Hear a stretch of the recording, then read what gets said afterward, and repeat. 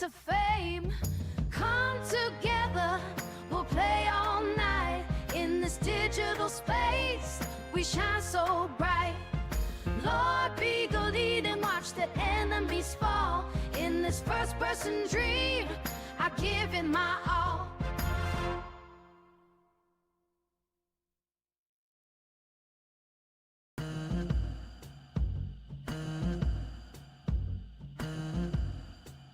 I got my headset on, I'm locked in the game. With every match I fight, seeking fortune and fame. Sniping at the enemies, I'm never feeling tame. In this virtual world, I carve out my name. Crown on my head, achievements in my sight. Every victory earned under the neon light. Come together, we'll play all night. In this digital space, we shine so bright. LordBiegel, lead and watch the enemies fall. In this first-person dream, I give it my all. Final Fantasy realms, magic in our hands, battling the monsters, together we stand. Every pulse of the fight, like a rock and roll band. Grinding levels up, it's all part of the plan. From pixels to glory, our story unfolds. Chasing down legends with hearts made of gold. Come together, we'll play all night. In this digital space, we shine so bright. LordBiegel, lead and watch the enemies fall. In this first-person dream, I give it my all. We rise from the ashes, champions we claim. In this realm of pixels, we're redefining the game. With every duel we conquer, the sound of our name echoes like thunder, we're rising to fame. Come together, we'll play all night. In this digital space, we shine so bright. LordBiegel, lead and watch the enemies fall. In this first-person dream, I give it my all.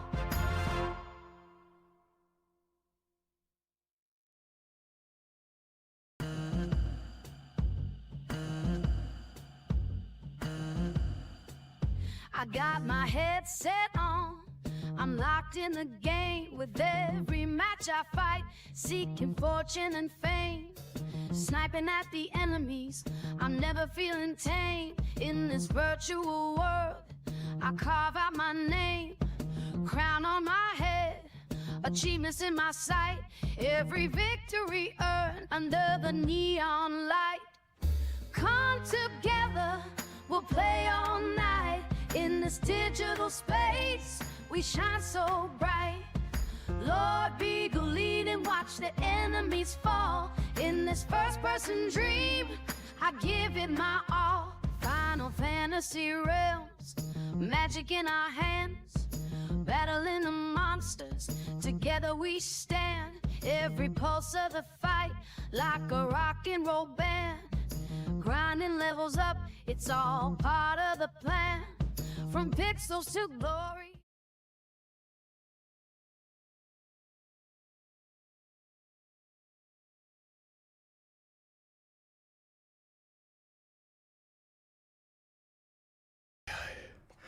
Hello, hello, hello, everyone. I'm out of breath. I had to chase my dog for a second. Welcome, welcome, welcome. I fucking hate that. How are you guys all doing? How y'all doing? What up? Let me get a drink of water here. Oh my god. Fuck off.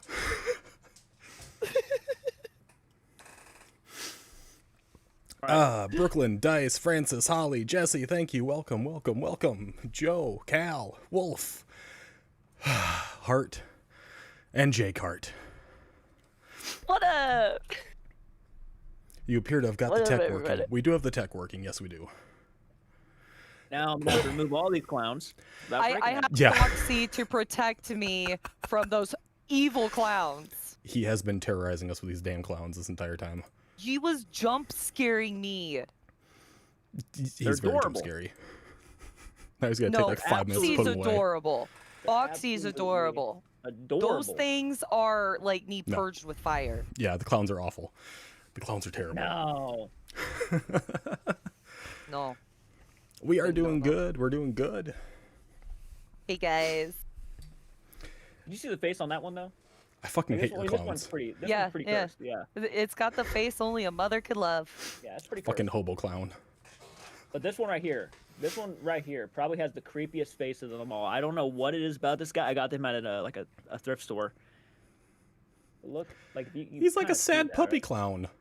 Look at that little. Dude, you need to turn a light on. It's too dark. Hell no. There you go. A little bit better. Yeah.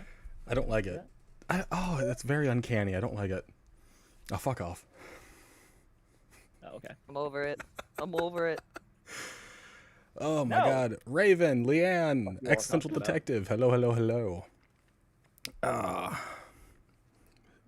Hello, Anne. Our plan is to talk about the paranormal, cryptids, and a bunch of other fun shit. Before we do, I gotta show you guys a special gift I got today. I got Red Bull candy. I have Red Bull candy to illegal. go with my Red Bull. Should be illegal and banned. No, I need my energy, man. Don't take this from me. I'm old. I need it. You're right. You're right. I'm just not much older than you are, but I'm still old. I feel old. What are you talking about? Look who you're talking to. Come on. That's very true. Ugh. They are terrible, but you did not jump scare me. Oh, you guys didn't jump scare Jesse there. Aw, dang. Oh, what a shame. We were so bad on the timing, but we tried. I had to go get my dog. God damn it.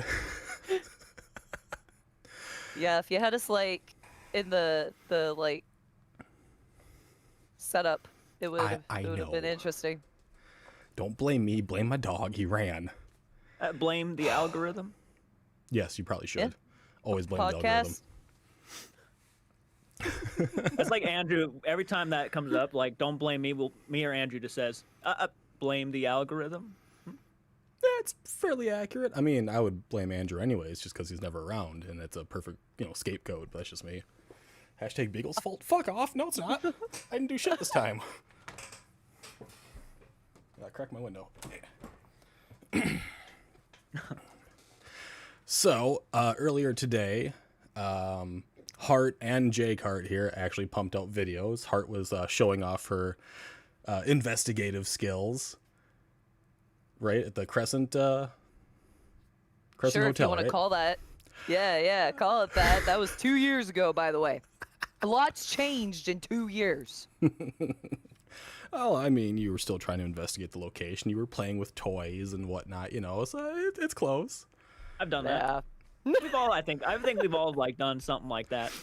Oh, yeah. Well, Yeah. I never have because I'm not quite that You can even use juvenile, cat balls, but Yeah. Cat balls actually count now. Yes, they count now. My hair. I suppose it all counts now, right? Right. Literally anything can be used.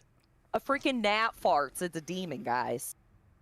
If we catch That's a the gnat world we fart live on in. audio, I really actually want to hear it. I'd be very entertained.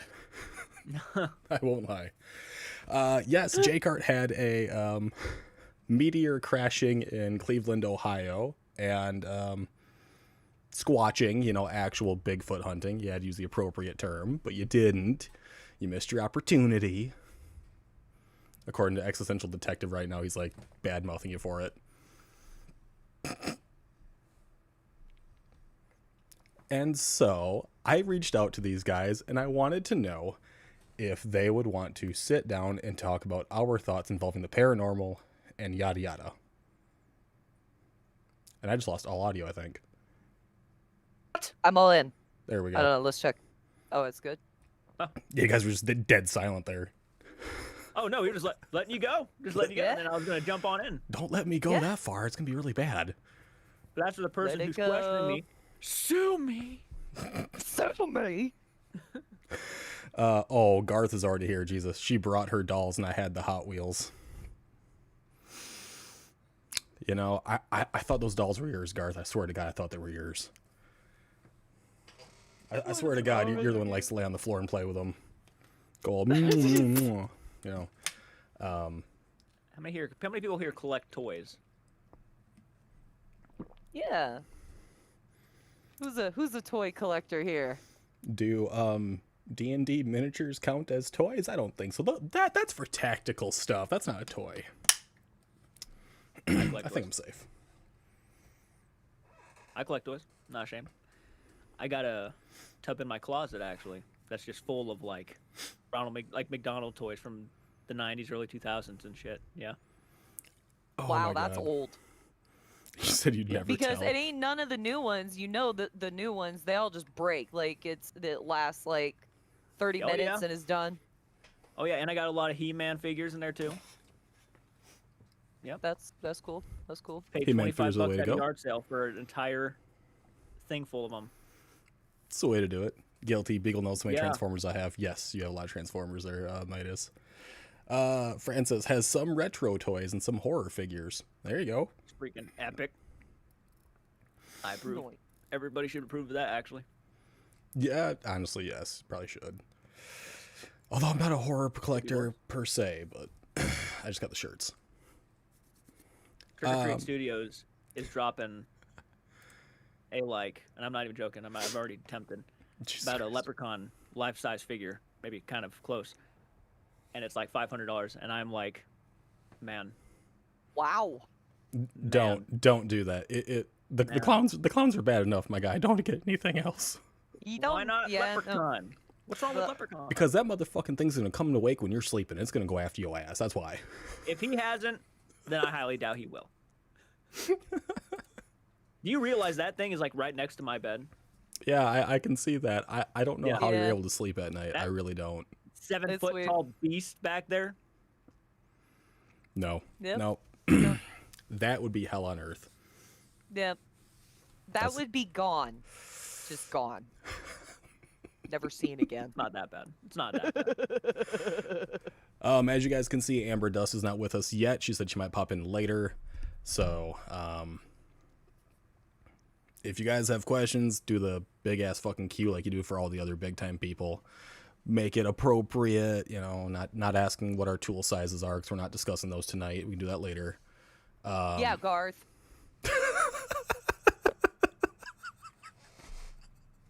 Yes, exactly. It's all at Garth. Oh my god. All right. I'm going to start this off with the big question that everyone wants to know. Which cryptids do you guys feel are the most likely to exist? Let's start off big. You're up first, Hart. Let's go. Okay. Cryptids? Which cryptid do you feel are most likely to exist? Probably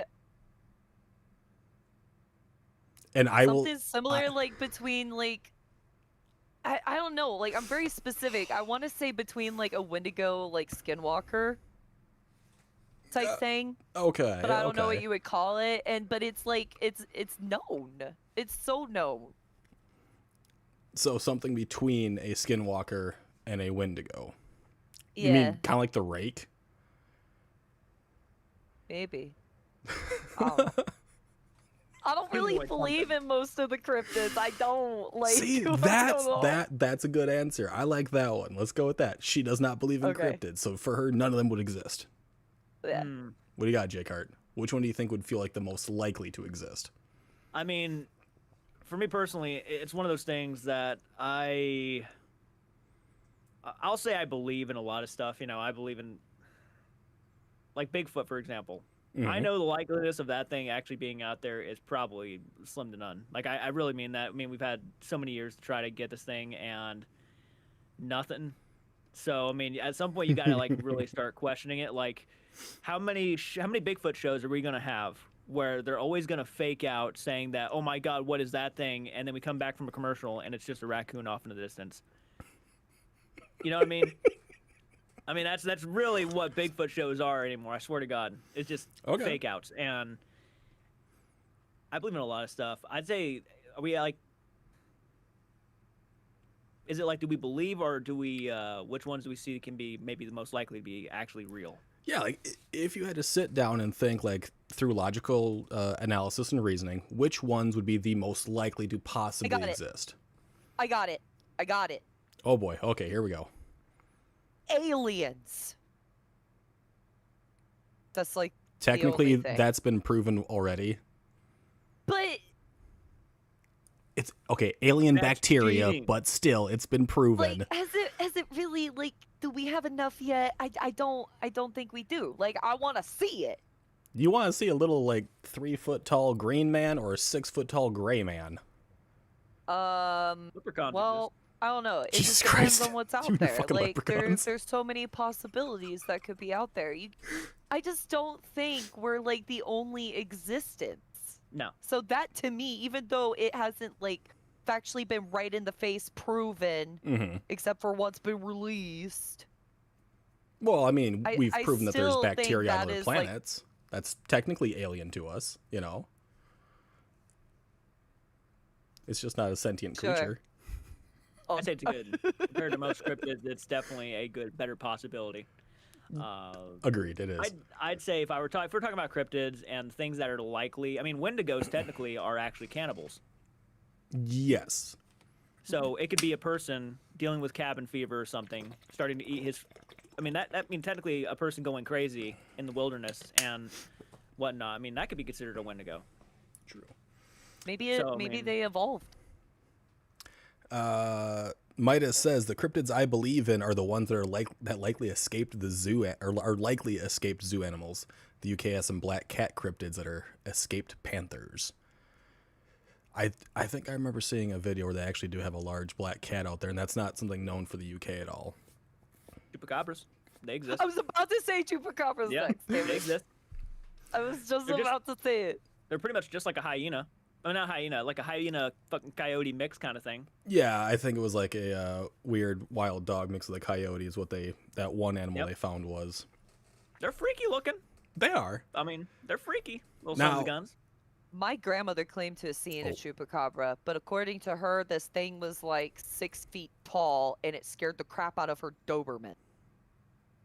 And it was in the woods in Madrid, Iowa. Y'all granny might be on a little something at that point in time. I don't know any Maybe, dog that's 6 foot. maybe. I don't know. I don't might have been a know. It was a hairless story bear. I got told. Maybe she was confused. I don't know. Maybe know, she but was don't- wandering in the woods too long. I don't know. Don't you have a cryptid out there, Beagle, that's like a dog man, a wolf? We do. We have the Beast of Bray Road and was it Elkhorn, Wisconsin, I think it is. It's supposed to be around a 6 foot tall wolf-like creature. Yeah, that's supposedly bipedal. I actually mentioned that to Hart earlier today. I'm like, it's tall, it's hairy, it walks on 2 legs. Fuck, it's me. God damn it. Yeah, our cryptid in Iowa is bat-like. It's like a bat-like cryptid creature. Oh, I It mean, looks really weird. It there looks are like some it's large between ones, but like a moth, an owl. Honestly, guys, it was probably a freaking owl, and these guys were just like poking something that night. I mean, owls against some things. There is no Ohio Bigfoot. The Loveland frog is just a furry. Oh my god.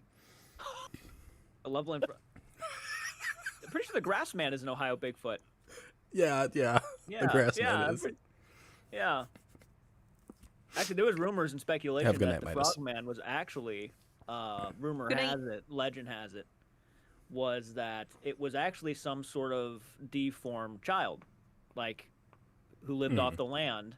And supposedly, legend has it, there's no actual proof documentation of proving this, but apparently, like, they shot him to death at some point. But, you know, it's always possible. I mean, you know, some inbred sort of thing was going on or whatnot in these backwoods and formed what looked like a person who, Fucking cat scared me. yeah, who might come off a little bit, you know, different, right? I mean, we Yeah. see it in animals all the time, especially if you do any type of farming. Yep. Yeah, there's animals that can get some weird shit going on. There was one time, for a lady that me and Garth used to work for, had a calf that was born without any, like, hair in it, Mhm. or or was her skin? Oh, he may not be able to hear me, but it was really bad. There's always like weird genetic traits that can make animals look very odd. Now, mentioned the Bigfoot, how you said there's probably no chance of a large creature kind of like being that around that we wouldn't have been able to find. During the Vietnam War, a group of apes actually went into the cave system through Vietnam to escape the napalm bombings that were going on there. And they are only just recently re-emerging out of these caves, and they were thought to be completely gone and wiped off the planet. So it is very possible for creatures that are very large, humanoid-like creatures to actually go unnoticed for decades and still live amongst civilization without ever being seen. And like we just found them, I think it was like 5 to 10 years ago. They were just re-emerging out of the cave systems once they realized it was actually safe for them to do so. And how long? What was the time gap again? From the Vietnam War. Yeah, I can't math that right now. That would have been 50 years ago. Because I think my grandfather served in, I think he served in Vietnam, and he's just turning 70-something, and he went in when he was 18, so around 50, 55 years ago, something like that. The rock apes? Yes. I mean, They that's not entirely surprising. Yeah, like, they were able to hide, and they escaped mankind for decades. So it is, feasible to have a Bigfoot out there that we haven't encountered. Was there one in Ohio? Probably fucking not, but... No, but... That was You can see cute the though, videos, seeing it man. on the news. Yeah, no, it's fun. It's fun stuff. The second I heard about it, okay, is there actual footage of it? Like real footage of it? And it's like, no, people just said they saw it. In this time and age where everybody's pulling out their phones, watching people get the shit kicked out of them by like groups of people, and they can't pull out their phones to take a video of this 9-foot tall, hairy dude running around. No It's like, kidding. Yeah. yeah, of course they didn't. Of course they didn't. You could tell that reporter did not want to do that. He's just like, guys, really? He was like, this Really? is Is this bullshit. what we're talking about? Hey, we easy have money for nothing him, though. better. Anne says Vietnam was the 60s and 70s, so yeah, about 50 to 60 some odd years ago, give or take a few years. Yeah. But, I mean, it was only in the last 5 to 10 years that they've actually been seen again, so there's always that possibility. If Man. I were to choose a cryptid myself that could potentially possibly exist, an ape-like creature would probably be what I would assume, just be based on intelligence, size, speed, and the fact that we have large tracts of land all across the world that is completely uninhabitable and unexplored by humans. So if anything were to survive, it would either be that or a large feline-like creature. Do I have an exact cryptid? No, but those would probably be the two best possibilities, other than an oceanic one, but there's a whole lot of shit in the ocean we don't fucking know. So that's a hard one to go into, but we'll discuss that later. I mean, as far as the Earth goes, there's more water than there is land. Like the amount of depths to the water that there is, we ain't even scratched the surface. As I recall, I was told one time in my life that we have fully discovered enough water in our world to fill one fucking bottle. Completely 100% discovered only that much. To fill a bottle. That is how much water in the ocean we have actually explored. Completely, fully, 100% without a shadow of a doubt understanding is this much. Because we do not have a lot of the technology to get down deep enough into every crevice. We can't see everything. And because it is so expansive, we can't travel it. Whoever fucking did that, fuck off. I mean, I'm so glad I'm not getting jump scared right now. What a less stressful day, man. Did I scare you with my yeah? No! What? Fucking whispers. Oh my god. I think it says, was it your Twitch? Uh-huh. Fuck you, Tay. Wow. You guys can't hear it, but all the whispers just went off right inside my headset. Holy shit. But if you Great timing. really, without giving a complicated answer, Siren Head. Siren Head. Siren I think Head. he exists. Yeah, 100%, no doubt. Do you have anything Huh? to back that one up with? Because I'm curious. What? No, I don't want to explain myself. I just believe he's real. All Well, right. fine. If you're gonna go that route, then I'm gonna say Slender Man. He's just real, okay? He's just real. I say Slender Man. You say Slenderman? Jesus Christ. Yep. I thought you were going to Yep. say Hat Man. There's so much digital proof out there. Oh, fucking Christ. The Crooked Man. Yo, you the seen Crooked The Man. Conjuring too? The Crooked shit's Man real, is you know. such a cool story. That shit's real, you know. Yeah, all nursery rhymes are freaking terrifying. I'm ignoring you They both were right going. What? now. I'm ignoring I thought you the both. subject was paranormal. They were going to make a Crooked Man movie. Honestly, yes, that'd they be was, really good. and I was so excited for that one because I knew it was gonna be complete bullshit. But I thought, man, that would make a cool horror film. Someone just said Slender Man is fake. Probably. I played those games. He's real. He's out there. Yeah, I didn't Um, play him, but I watched people play him. Rakes are variants of crawlers. Slenderman is fake. And question: do you think that people can imagine things into being real? Ooh. Like physical Through- things, no, but I mean, Through psychosis, maybe, and like group paranoia. Then yeah, some things can be like brought into a real existence inside the mind, but physically, I'd say no. yeah. Be really dope though. Be Also- real dope. Apparently, Tay scared Garth because he had his AirPods in.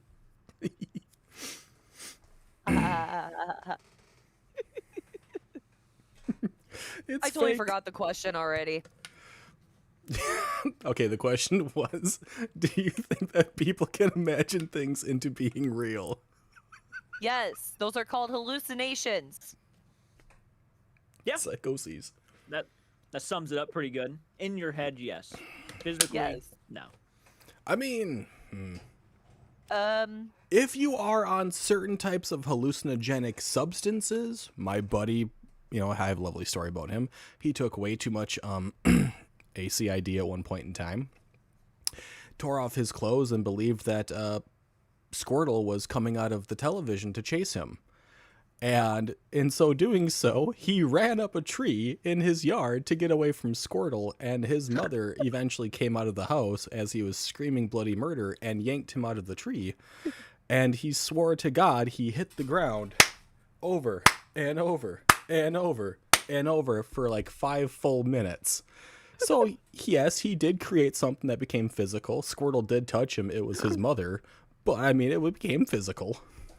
Fucking squirrels would have pulled him out of the tree. Dear God, that would have been hilarious. Could you imagine being on the sidelines of that and witnessing that? I'd be fucking rolling on the floor, be like, dude, I would have been fucking be chased by Squirtle right now, man. right. Is So this your true, dated though. friend? Yes. You ever thought about that stuff? Like, if Pokemon were real, how terrifying that concept would have actually be? No, they're too cute. All right, what? so Dude, quick little tangent here. Hold on. The Pokemon universe, humans are Pokemon. Wait, what? In the Pokemon universe, humans in that game, that world, are actual Pokemon. Sir, this is my childhood. Because Okay. they get taken away, they become spirits, they become ghost Pokemon. The humans are Pokemon in that world. technically, Ash, if you ever seen that episode, Mm-hmm. Haunter, Ghastly, and Gengar, he becomes a ghost and starts playing Exactly. with him and hanging out. Yeah, Yep, kinda There's mind, ghosts and Pokemon. everything. mind is fucking blown. yeah. It's kinda Humans are crazy if you think Pokemon. about it. You know, I don't like to get off topic, but I sometimes do. It happens. Did anybody cry? I'm not sure if you've ever seen the original Pokemon Indigo League series. Yes. Did anybody cry when Butterfree flew away as a kid? If you didn't, you had no heart. I see Heart shaking her head no. The fuck? How do you not cry at Bye Bye Butterfree? Probably never I- watched it. Yeah, probably. I don't honestly remember that. I remember crying over the Charizard and the Pikachu scene. Yes. It was so sad. Charizard. I'm trying to like. Is it when he lets go of Charizard? It was the Mewtwo movie. Yes, when everyone had like Oh. their moment where Charizard was crying for him and everything. Yeah. Yeah. It was so sad. I Yeah. cried. And then tears brought him back. Yeah. It was so emotional. I wonder how many Pokemon Yeah, are based but- off cryptids right now. Wait, what? I wonder how many Pokemon are based off of cryptids. Yo, I'm Googling. I'm surprised if they haven't, actually used those as inspirations. Right? What the X fuck is and that Y. noise? Sylvester, quit doing that. Speaking of cryptids, Right? Come here. Fuzzy fucker. That's disappointing. According to Google, it's none. Roof. yeah, that Butterfree episode was brutal. Who is he? Brutal. Not quite. Ash though was kind of he let go of almost every single one of his Pokemon in that first series. Well, yeah. He was aiming for it. Even Pikachu, he was like, "This is what's best." Goodbye, and starts running off, and it's like, dude, we've been together for like months. Like, well, I would say years, but months, yeah, because he's the same fucking age he's always been. So, months. That's because Ash is dead. Ash died when he he's was in 10 years coma, old and got yeah. brought back by Ho-Oh, and, could never progress in age again. That's why Misty and Brock got taken out of the series after a while, because they're going to continually age because they're not dead. Dude. Whoa, like what? There's so much lore to Pokemon I wasn't aware existed. It is I mean, is it's a not- theory. Yeah, it's a theory, but more than anything, I guarantee it's just uncanon them. lore. Yeah, just them not wanting to make him older because they like the idea of a kid resonating with other kids, so that's why I kept him the same age. Well, which I that think and it was a he wasted he had opportunity. the Phoenix Feather, which is only for revival, and it was used on him by Ho-Oh, so he Yeah. technically did die. Was that in the movie? That came out? No, he met Ho-Oh in the first episode. Well, I mean, yeah, dude, that movie, by the way, dude, I've been literally waiting my entire childhood for him to go after Ho-Oh, and they come out with a movie called Pokemon I Choose You, Yep. and that movie sucked. I was like, is that really the extent of what this whole thing with Ho-Oh being the first legendary? This is what it comes to, and dude, oh my god, I'm gonna tell you right now, biggest sin that movie made was making Pikachu talk. I was like, what? Wait a minute, hold up. We're getting way off Wasn't topic Ryan now. Reynolds the voice actor for Pikachu? Well, that was the live-action Detective Pikachu movie. Yeah, the Oh, Detective okay. Pikachu he was, yeah. My bad. Yeah. I was gonna say, like, that was kind of funny though. I mean, I like that movie. Don't get me wrong. I mean, I'm talking about like the animated Pokemon I Choose You movie. Oh yeah. Yeah, Pikachu actually like, I want. It's like what? Like, I'd have punched it. I'd have punched it straight in the face. Honestly. If any animal talks your actual language, you should probably go visit Whoa, someone. yeah. Yeah, definitely. Everyone's saying Jessica needs to watch Pokemon now. Johto. Indigo and Johto. I don't think I got that far. There's Oh. a lot to it. There's a lot. Like, I watched Yu-Gi-Oh, and then I moved on to Digimon for a little bit. We don't need to go down that Yu-Gi-Oh's- rabbit hole. Yu-Gi-Oh's the We're gonna shit. keep going down this rabbit hole. So, From what paranormal was to we talking about? cryptids to Yu-Gi-Oh, what do- Pokemon, and our Pokemon childhood. technically count as cryptids. yeah, they do. According to Google, there was about 3 of Yeah. them. Okay. So there we go. We got a connection then. No, Yeah. no, I said none. I Oh, said none. damn it. I was You think joking. cryptids are the Fucker. start of Pokemon? Do I think cryptids are Like, the start? They're experiments, yeah, just see how humanity treats them. Like, hey, maybe I can throw a little bit of fun at them.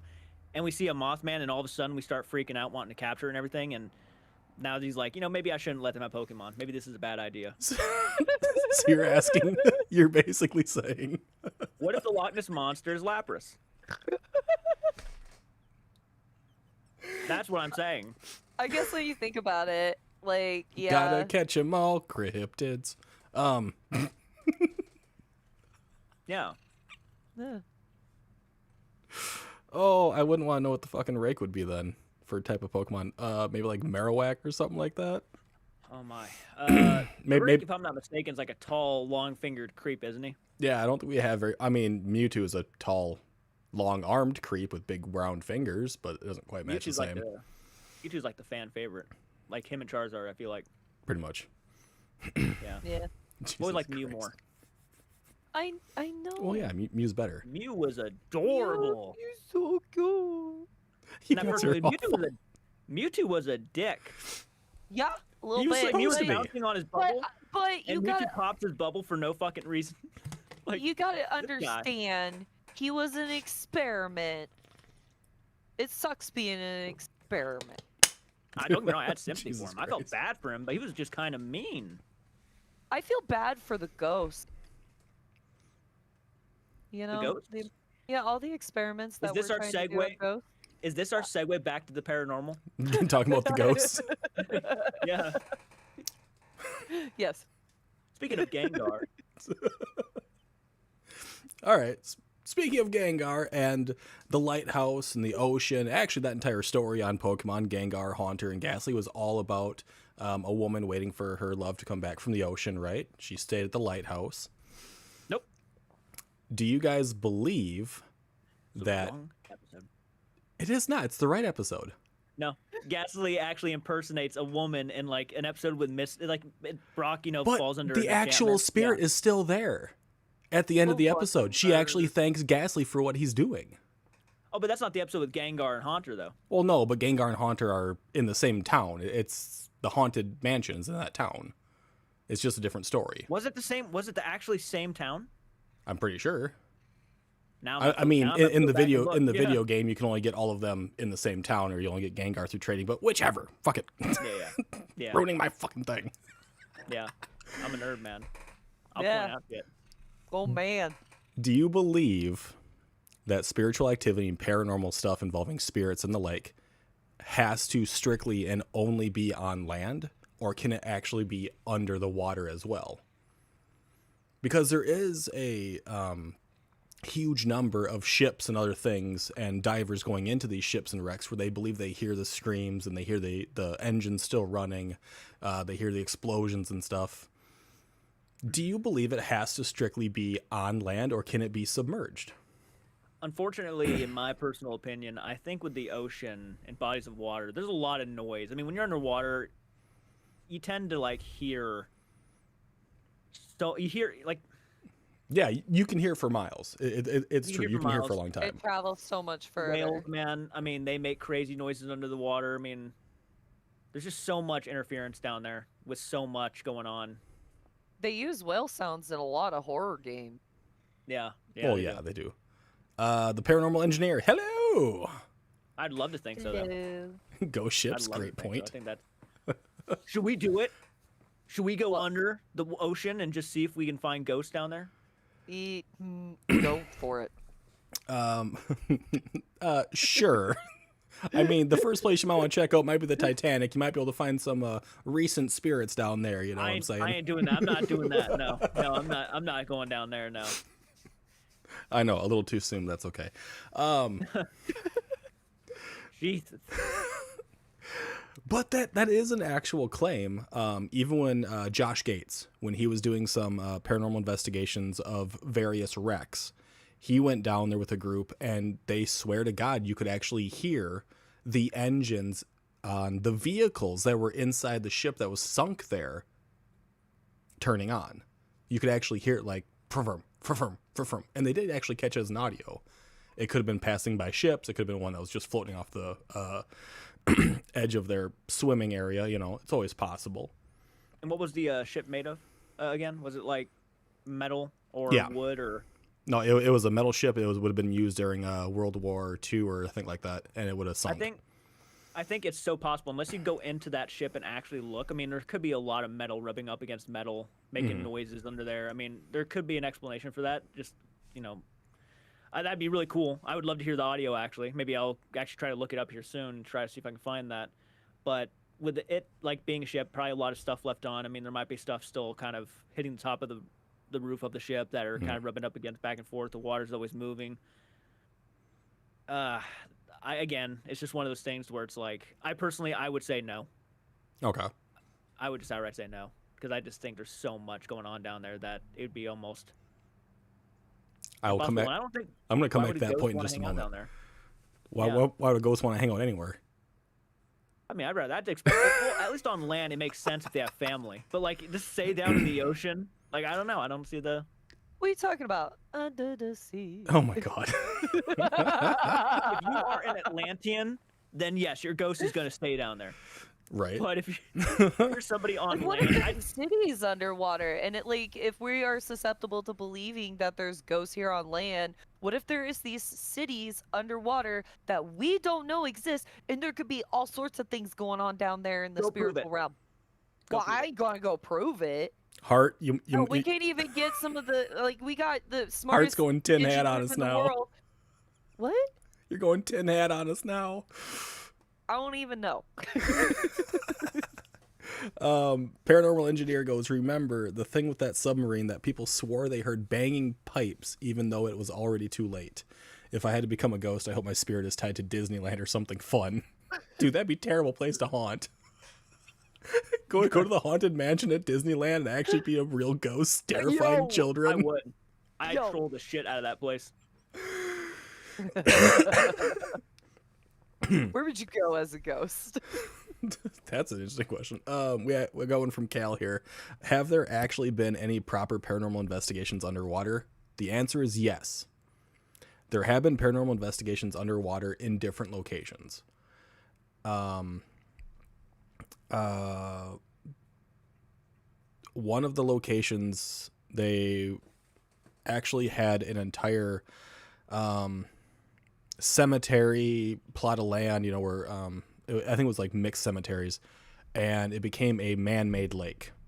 And they actually did want to go underwater and find if the tombstones were still there, if the bodies had ever been moved from the location, because it did get turned into a man-made lake. And they Wait, did do an what lake actual are you investigation. talking about? I don't remember the name of it. Red Lake here in Iowa? No. We have that with like literally the same story here in Iowa. You guys have had that happen too? Yeah, hold on. I'm pretty sure it's called Red Lake. We went there. The one I'm thinking of, I think, is up in Canada, but I could be wrong. Lake Red Rock. Lake Red Rock? Thank you, baby. Yep, Lake Red Rock. Whole towns became lakes. Yeah, exactly. So there very well could be, and there has been investigations underwater using like subsonic mics and stuff like that to pick up whatever noise they're going to get. But these locations also have a lot of debris down there. They have a lot of trees down there. They have usually fish that are poured in. What are you pouring into your thing? Sparkling ice, caffeine, water stuff. That stuff is awful. I was like, that's disgusting. That is I awful. had one. I had 2 C4s today. I'm not gonna Did lie. you say grape? What? No, it's black raspberry. That's No. like Tower of Terror, come on. Oh my, that'd be terrible. What? Paranormal engineer says he'd haunt the Tower of Terror. you know what I'd do if I was a ghost actually?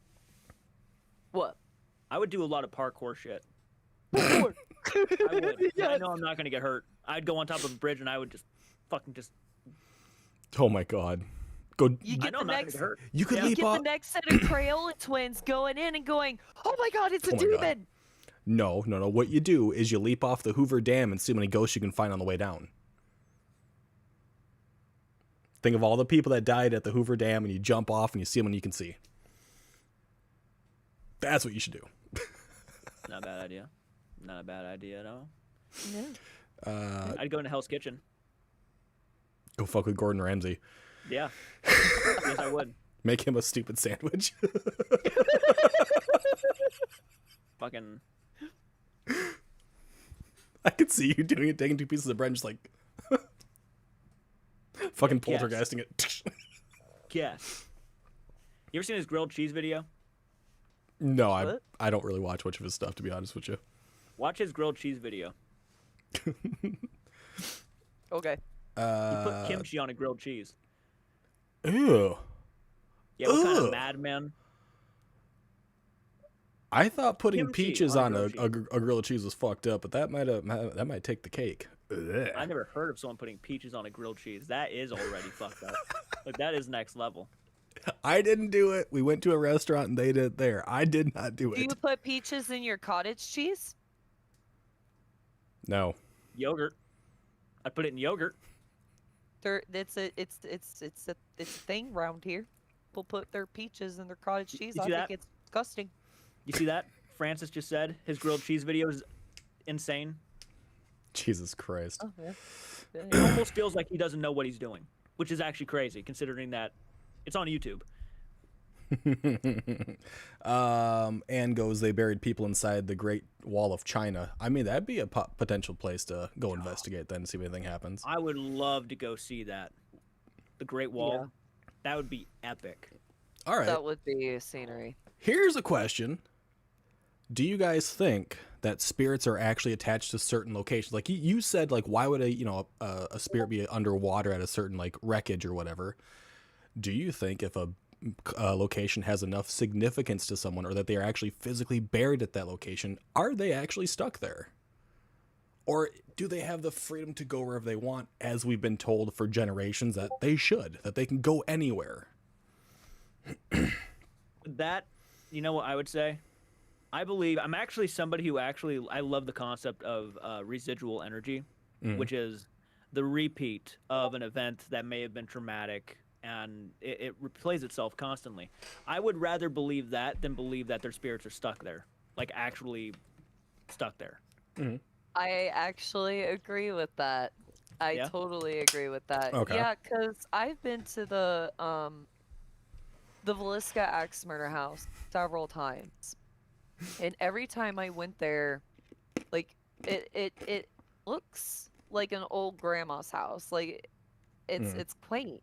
Yeah. But you realize and you recognize like the horrors, and you can feel that energy within the walls. And I think that I seen a couple weird things while I was there, like on the parents' bed.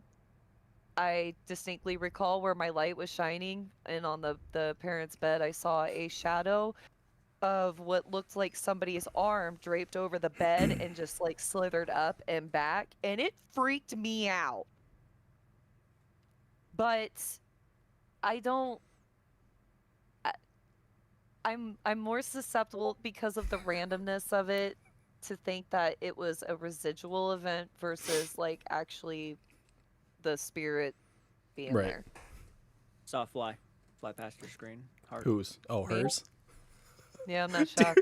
Dude, I looked at your They're camera, they your eyes weren't respawn, blinking. man. I just That got fly really is bad. back. Hi. I got really bad RNG with flies. It's like, well, no, if it's not in your room, it would be in my room, or it would be in Andrew's room, or it's like it goes back and forth. So I'm like, oh, I picked her today. Good.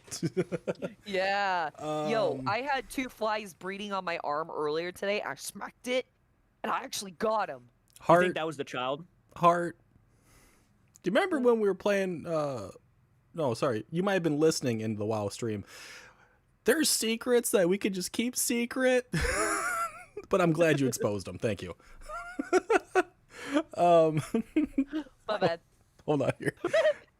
Paranormal Engineer says, I bought the Hades eye gadget and was surprised it said it came from the Velisca Axe Murder House.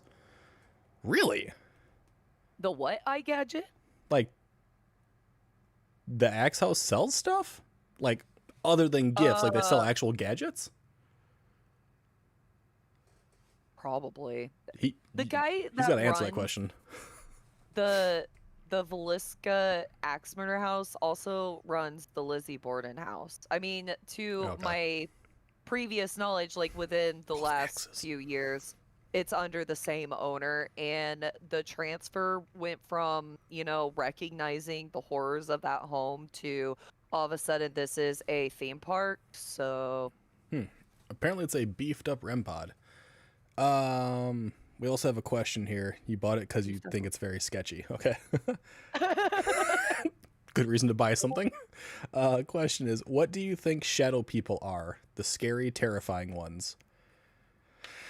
Oh, Jesus fucking Christ, you bastard. what? My chat's over here and the cameras are here. I fucking hate you and your goddamn clowns. What the Oh my god. Oh my Price god. tag is still on him. The price tag's still on it. Jesus Christ. God, Look that's a at that. cheap ass clown. How much did it say? I think it's like $2.99. $2.99 or something like that. Yeah, it did. Yeah, see? Man, you got ripped off. Jesus What Christ. are You can talking buy those about? for like 10 cents at a garage sale. Oh, I fucking hate you and your fucking clowns. Cal, I don't know what I would consider the shadow people. I think honestly it is some form of like ocular distortion in my own personal opinion. Just like it's just a weird moment in time, right? Whether it's off to the side or straight in front of you. If you're in the dark and you're looking straight ahead of you, all you see is shadow. But if you use the absence of light effect, you can actually see off to the sides through your peripheral pretty well. I'm gonna fucking kick your goddamn ass. Isn't that I would say personally it is a ocular distortion. Otherwise it'd be really weird. Oh, it's hollow on the inside? Yeah, it's a clown head. You have a sick No. fetish, my friend. I don't got like this by dolls. accident. What'd you Dolls say? are gross. Said you have a sick fetish. Why would you want to sleep in a room full of clowns? Because he's demented. Yes. God damn it. I No. don't know. For me, I think like shadow people are just like a manifestation level. So if you're gonna believe in ghosts, which I do, I actually do, I think it's a level of manifestation, whether it's residual or intelligent. Okay. What's your thought, Jordan? What? You forgot the question. What do you think shadow people are? Oh, shadows. That's it? Your mind playing tricks on you. Okay. Yeah, in the dark. In the dark. I mean, I swear to God, you know how many times I've thought I've seen a shadow person out of the corner of my eye, I turned, nothing's there, and then I realized it was just literally... Dude, in your room, you probably have that all the fucking time. You literally have eyes and little shadows staring at you everywhere.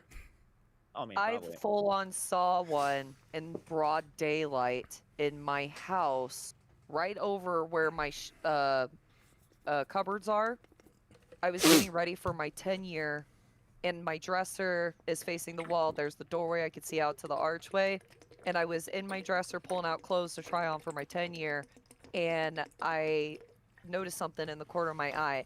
I actually got to look straight at it and saw what looked like a tall silhouette of a man. Like it was just all black, and it was just like there was no features sticking out. Like it almost like it was bald. You know, like it was just very silhouette, very like a two-dimensional silhouette, and it was staring straight at me. No, I wasn't doing anything.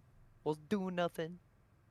That's But I fucking was not it believable. was so messed up for me that like I heard it run away because it like was there and then it just went and then I hear Yeah. doo, doo, doo.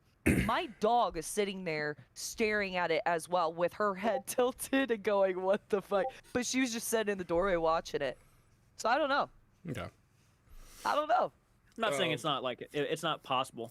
I just, from my experiences, like dealing with shadow figures and stuff, and you know, hearing other people's stories, like yours is actually the first one where it's not wearing a top hat, but like everybody else is saying their shadow dudes are always wearing top hats. The Hat Man, like, You talk about the Hat Man? Yo, I got Yeah. a Hat Man story. Oh, God. yeah, do you? Save it for later. I Save know. it for later. Hold on. All right. Garth says, I believe in ghosts, but I think 99% of the time there's a logical explanation. Yes. I think we're all kind of in that same general boat. Nope, I agree. Goddamn. Fucking That's seltzers going around. straightforward, blunt. Yeah, just Mayo asked, how did you acquire that clown head on accident? well, I'm glad you asked. Oh, fuck. Wow. Wow. I acquired this clown head by accident because I bought a crap ton of clowns and it was at the bottom of the box. Dude, Wow. that is I'm not literally... even joking, man. That is literally the story. Like if someone gives you like, hey, I just found, $5 and you say, and I got a sandwich. It is the Yep. most boring story you can ever get. It gets better. It gets better. Oh, okay. If you really want to know how I actually got it, I went yard sailing one day, And the house that we went to was pretty run down. It looked like straight out of a Stephen King novel, and the woman actually looked a lot like Kathy Bates from Misery, if you've ever seen that movie, which was kind of crazy. She came out like in crutches, her foot was swollen, and I go into her shed, the shed, and there's like clown figurines just all along the walls and boxes full of them. And I'm like, yo, I'm collecting these for the background in my videos. How much for all of them? And she said $20. And I'm like, bet, because this sounds like a complete setup for a Stephen King novel. I'm like, these things are probably cursed. They have to be cursed if this is who I'm buying them from. And so I bought them. And yeah, that was at the bottom of one. Some of these clown dolls actually felt like they evaporated because they were so goddamn old and ruined by weather. But Kathy Bates, huh? She's a very intimidating looking woman. Yeah. My Shy was someone said that she looked just like Kathy Bates when she had very short hair. She got so royally upset because she's about 30 years younger. She was fucking irate. Oh no. Don't tell her I said that. She'll fucking kill me. Hatman, paranormal engineer, says he loves the Hatman. A couple Benadryl and he shows up every time. The only thing I've never been able to disprove is mimics. Everything's a mimic. Never trust it. What if it was just a regular ghost and like you think of time periods and stuff and it was just from a specific time period? But why is it always that time period? That's my thing. Why is it always a It doesn't have to be. It doesn't have to be because when you think about it, stories upon stories, there's so Why not many different baseball types cap? of entities out there. Yeah.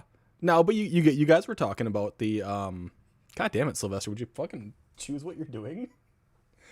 You guys were talking about like how you have residual energies, right? And that residual energy would technically be from a specific time period, right?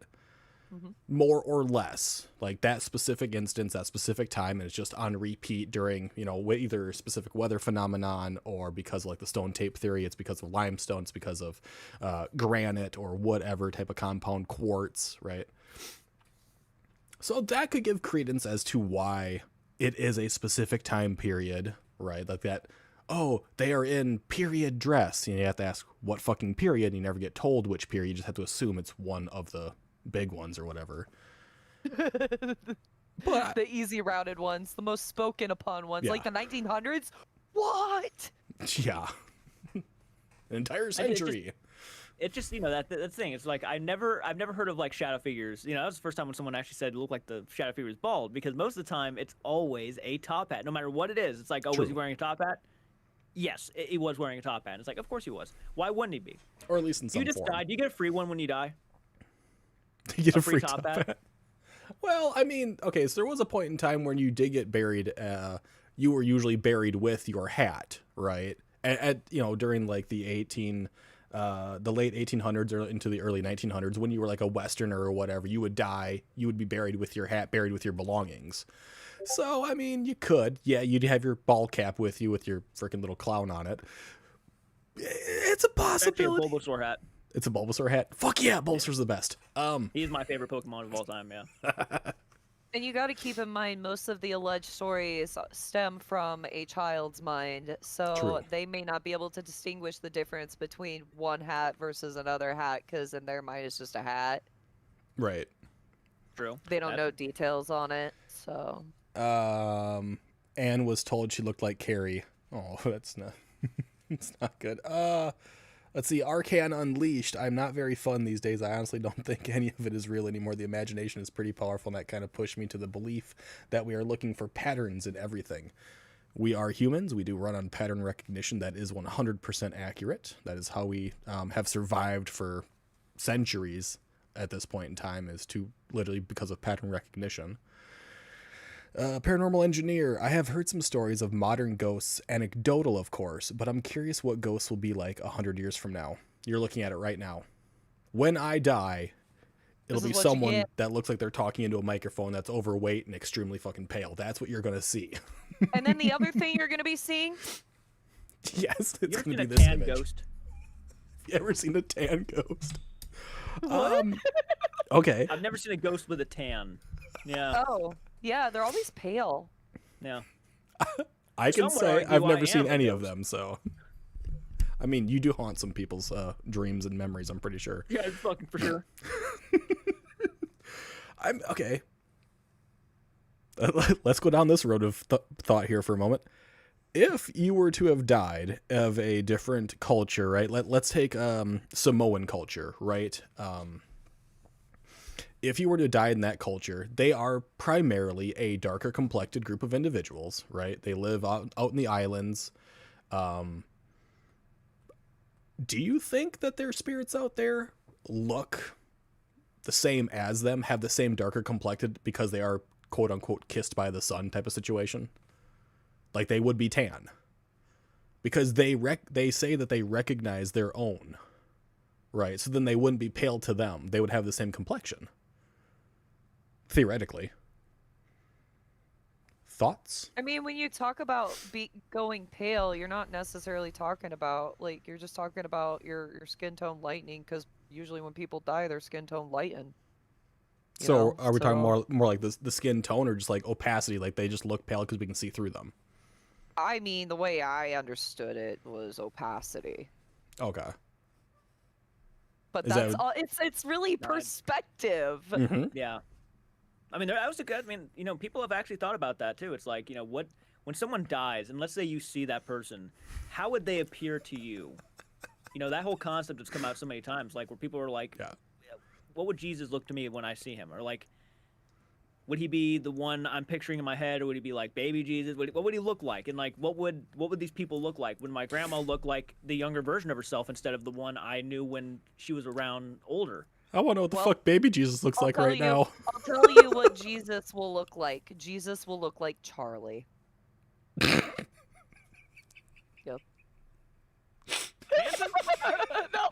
No! Moist critical! Moist critical! You gotta be specific. There's like 500. Candy Mountain, Charlie. That's what's gonna look like. It's gonna look like this weird gray horse that's being annoyed by unicorns. It's gonna be awesome. No, he's a unicorn too. Oh yeah, I think he was. Dude, I threw so many people off with that. Manson? I mean, possibly. Shane. Technically, Moist Critical and Manson do have some similarities. They both got the same facial hair, long hair. They both matched it at one point. Penguin Zero is by far one of the best content creators out there, by the way. I will stand by it. Oh yeah, fuck yeah, he's a good guy. Paranormal Engineer says, ghost streamers, I don't know if I could deal with a ghost addressing chat. It'd be fucking hilarious though. Cal has a question. Before the Victorian era, ghosts were described as looking fairly solid, but after the Victorian era, they became vapor, misty, floating, transparent things. Thoughts? It's a whole lot of hullabaloo, and we had no other words to describe them. Either that, or we just didn't know how to describe their clothing at that point in time. Personal opinion.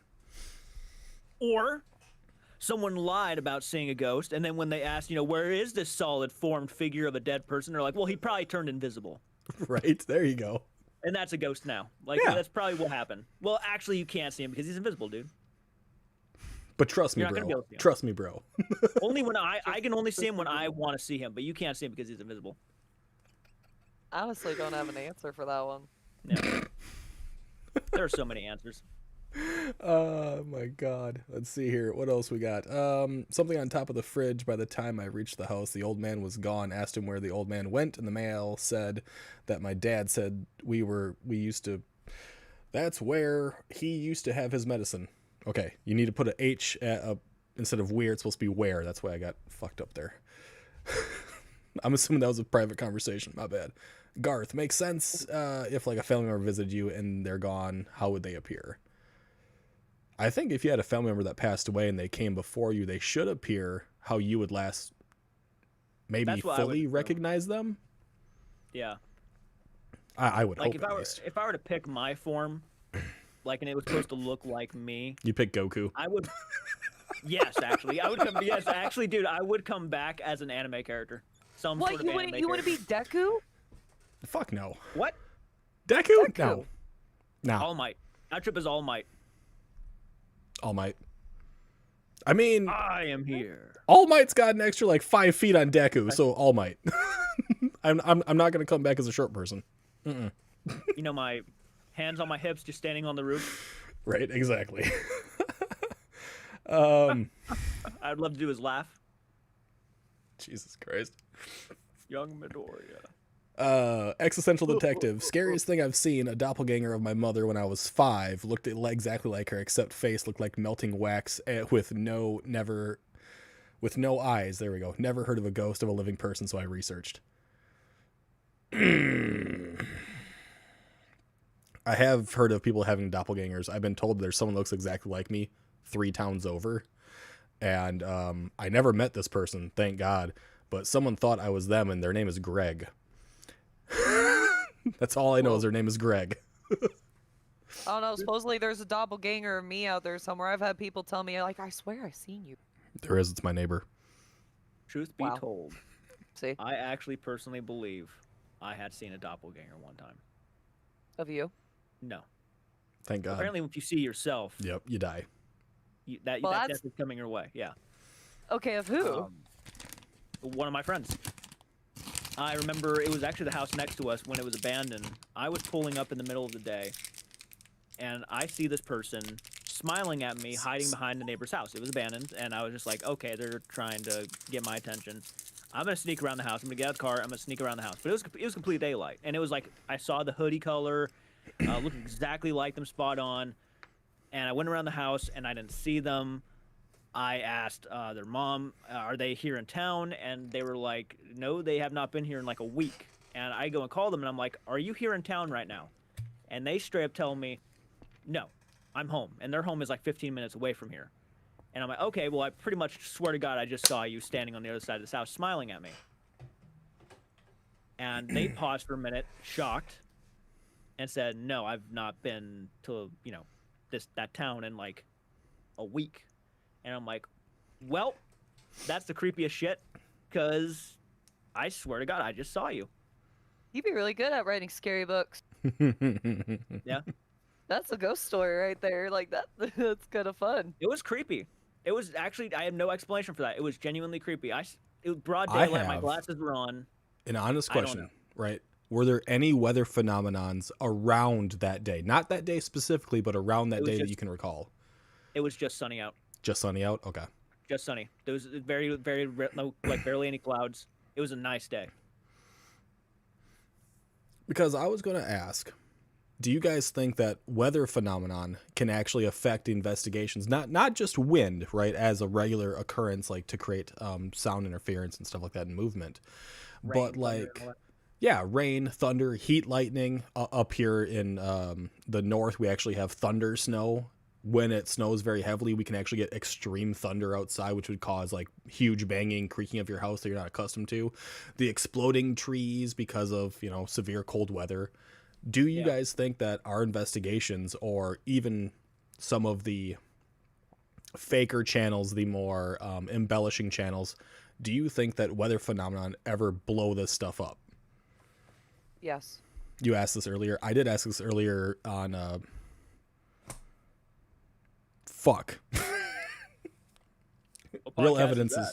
is real evidence is Do you need further explanation, Jordan? I say yes. Because, if we're going to go on the theory that the paranormal exists, that spirits exist, I believe it's all made up of energy, just like every living, breathing thing in existence. Even your own thought forms is all made up of energy. Therefore, if you get a really bad electrical storm, I definitely can see that being some kind of an amplifier for the existence of paranormal. okay. Because you think about batteries and stuff. If we learned anything about in science, the more energy, the higher the voltage, more energy puts out. Wow, that's Sorry. shit. You know those cars that you I'm used just to putting get at out energy. McDonald's, like Happy Meals, the ones that you have to pull back and then let go? Yeah, Yeah. Yeah. Wait, what? that's your thought. Wait, What hold on. sounded Say like. it again. What it sounded like. When someone, okay, you know those Happy Meal toys, like those little vehicles that you can get, and you kind of put them on the table or something. You pull them back, you have to push down, pull them back, and then you let go, and they go. Yeah, they make that noise. Yeah. Mm-hmm. Oh, I guess I could see that. Yeah. You're a fucking asshole. I mean, I've thought about this for a while. Like, so I make this claim all the time that when we have a full moon or a new moon, my kids get out of fucking hand. Penny pushers. What? Huh? What? Penny pushers. Someone commented in the chat. Penny pushers. Yeah, I guess that's what the toys are called. I guess. Oh. Oh.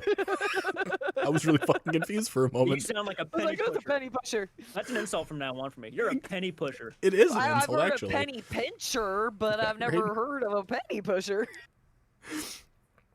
Where the fuck was I going with that? Full moon, new moon. I always claim that it affects my kids and they start acting out. And they start acting like quite badly. They really try like push your buttons hardcore. And it does happen for individuals that are in like mental institutions, right? Or in-home care facilities. During the full moon and the new moon, they always seem to get more amped up, more anxious, right? And in some paranormal theories, you know, involving water, it's the idea that moving water can help keep a spirit there, can help keep the environment in a state where things can happen, right? And as the moon changes goes through its phases, it does affect the water nearby. It raises the tides, it lowers the tides, it kind of controls that moving of water. So, do you guys have any feelings on whether or not that type of phenomenon, well, it's not really a phenomenon because we understand it now, but it was a phenomenon, which is the phases of the moon, could that affect the paranormal? Could that affect going out and investigating if you choose a day that is perhaps under a full moon compared to under a crescent moon? Right. I mean, it's always been a thing throughout culture and history, so in a way, like, yeah, I like that's why there's certain religious belief systems that perform specific like rituals, offerings, and stuff during certain times. Uh-huh. So it's been that belief for quite some time. Correct. It'd be a fun experiment to do. Like, get a location, go there on different days to where these kind of things are always changing. So, like a full moon, you go on a full moon night, see what happens, and go on a night that's just typical. Right. And see the difference. I think do these same experiments, and see if there's actually maybe something you can prove there with that theory, because that's not a bad theory, a bad little experiment. Try out. It's one thing I don't think enough people have actually talked about, because you always get the stone tape theory, you always get the trauma theory, but like, what if it was our own weather because of our energy? Because energy never fully dissipates, it never fully goes away. Yeah. Maybe if these things are happening, and like with the statements that were made earlier, the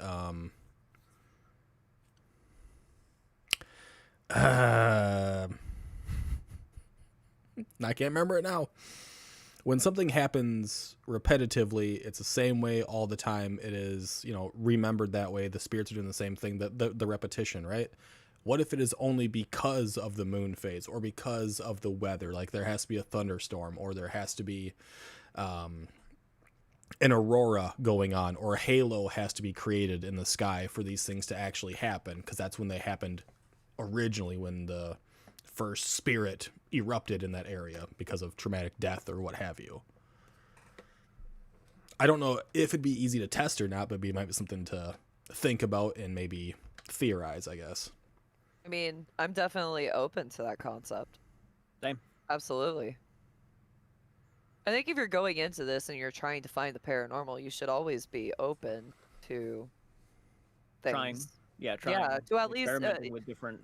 Yeah, absolutely. There's settings. nothing wrong with doing any kind of experiment, really, just to learn for yourself. Yep. Can that be the same thing with the cryptid sightings? Werewolves. Werewolves on full moons, yep. Yes, and the residual haunting, thank you. I mean, has anyone ever sat down and went through, like, when the Bigfoot sightings ever happened, like in certain areas? Like, was it only during nighttime? Was it only during certain parts of the moon phase, certain weather phenomenon, yada, yada, yada? Because more than likely, those could greatly affect a person's perception of what's actually going on, right? If there's an aurora borealis in the sky, you might believe that you're seeing things that are paler complected. You might believe you are seeing the rake, seeing a skinwalker, seeing a spirit, right? You're seeing a misty apparition because the aurora is going to make the sky and everything around it very different to our eyes. Yeah. I mean, you can also talk about like also for like, you know, why do ghosts and spirits apparently come out at night more often than the day? Like why do we always have to investigate at nighttime? We don't. Right. That's just. I have an odd theory That's to television.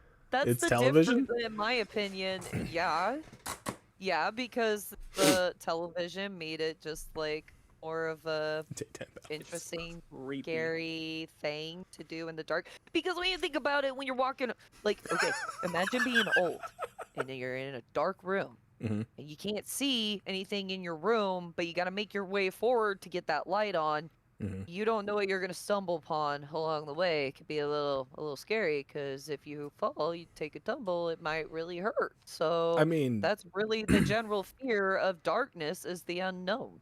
we have someone right now that actually suffered through that, roaming around in pitch darkness, running into things, not knowing what was going on. But, Someone's remembering it now. but Jake Hart, he did that exact thing where he suffered the paranoia God. and the fear of being alone in the dark. You're a liar. I watched it. You called me a liar? Yeah, he did. I did watch it. I did watch it.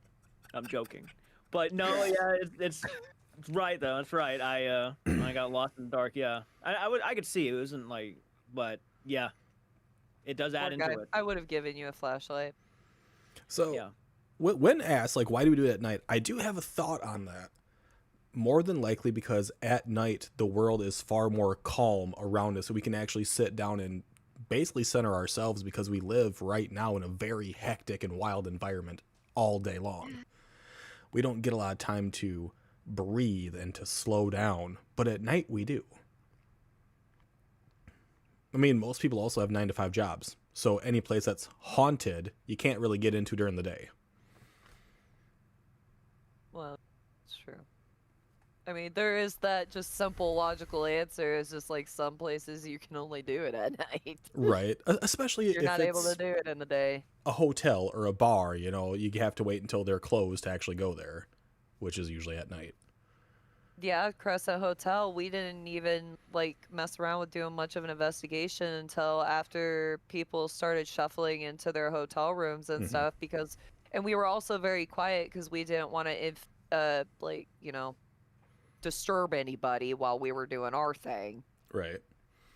And we were given the leeway to do so, but like trying to do something like that in the day hours when there's so much traffic through a hotel, you can't. So yeah.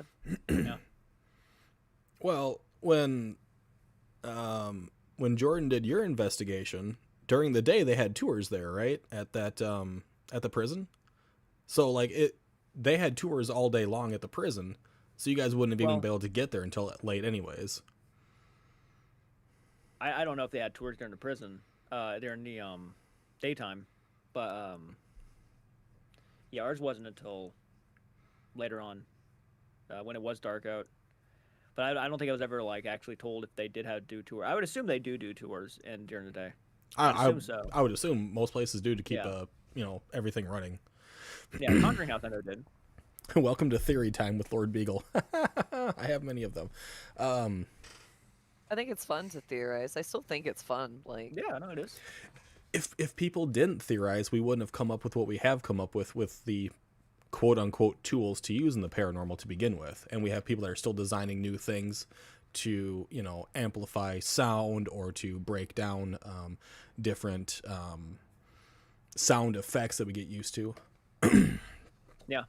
We have a question from Anne. With how we conduct business / sleep at night now, What do you think was the reason for people to wake up in the middle of the night in the medieval times? Dysentery. It was probably No air dysentery is why they were conditioning. waking up. Yeah, no air conditioning, no fans. People probably being murdered outside. Yeah, they were usually at the brink of war. Yeah. Easier to Arrows travel flying in the past your head. dark than it is in the day. No, that's true too. Well, yeah, Million ways because to you're die you're in less the apt to be medieval seen.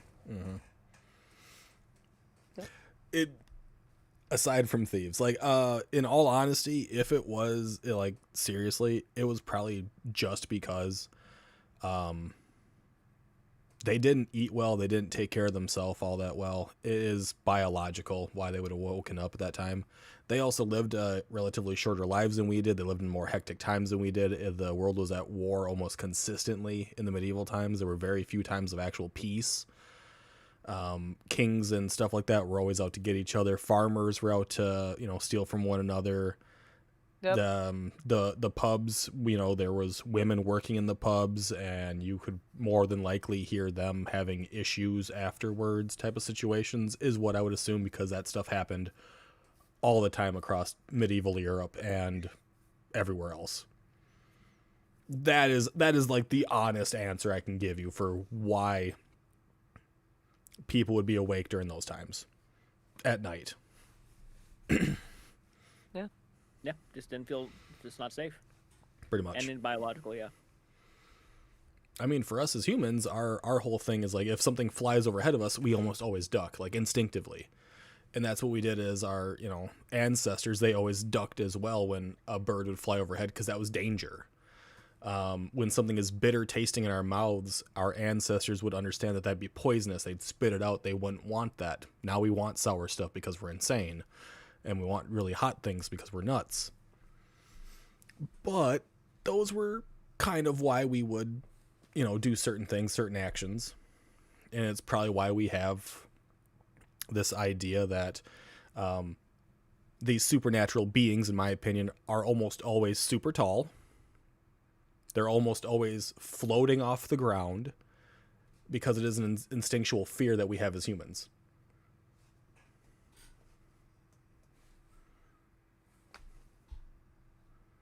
Come on, guys. I can't top that, guys. I like. I mean, you ain't what wrong. I say? They did have more supernaturals going on also. They were also far more superstitious back then too. Like religion ruled everything back then. Superstition was super high. Yep. You wanted people to obey you. You tell them to. Salem witch trials and shit. Yeah. Religion was domination. Yeah. She looked at me funny. Witch. Yep. And there it is. The worst part is that happened a lot. Oh, yep. A lot more than we want to ever fucking admit.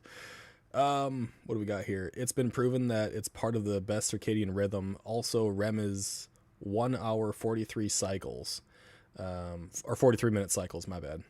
That's why you feel better sleeping in even numbers than you feel better on 2 hours than you will on 7. I feel better just getting no sleep. I'd rather just not sleep at all, because when I fall asleep, I just feel groggy every time I wake up. Doesn't matter how many hours I've actually gotten. Yeah, I always feel like I've been hit by a truck Yeah. every morning. So fun. Now, I'm going to bring us back to cryptids just a little bit, Okay. because we don't have Andrew, and cryptids are his fucking thing, and I feel bad, and we gotta do a It's little kind of bit. Andrew's bread and butter. It is. Yep. We need him. But I might have a good one.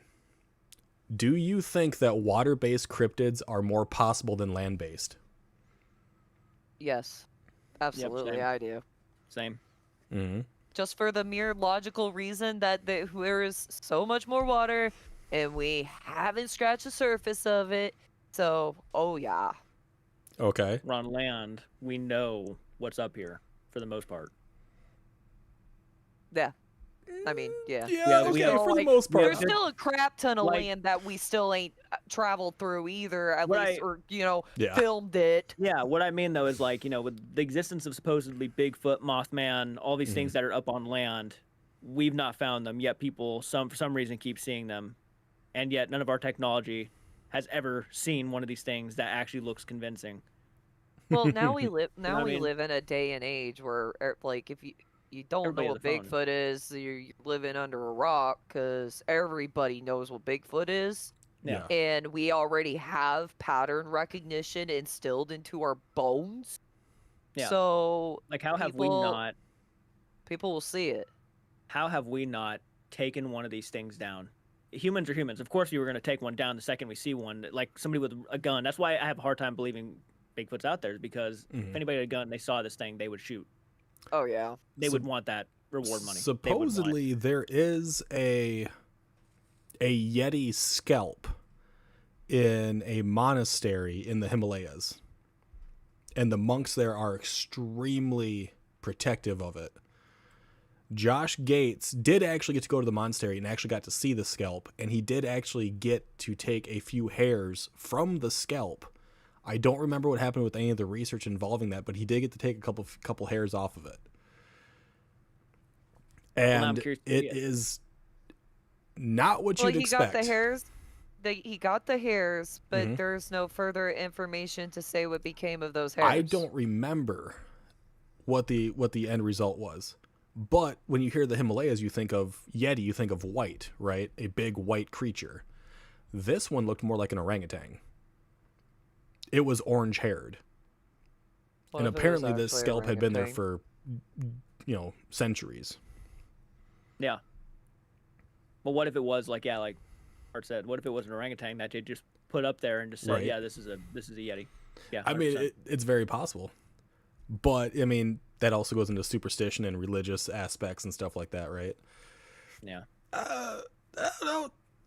It's hard to say if things are what they are based on what other people tell us, because in this day and age, right, we do know that there's a lot of fakery out there. It's really hard for us to ever accept what goes on.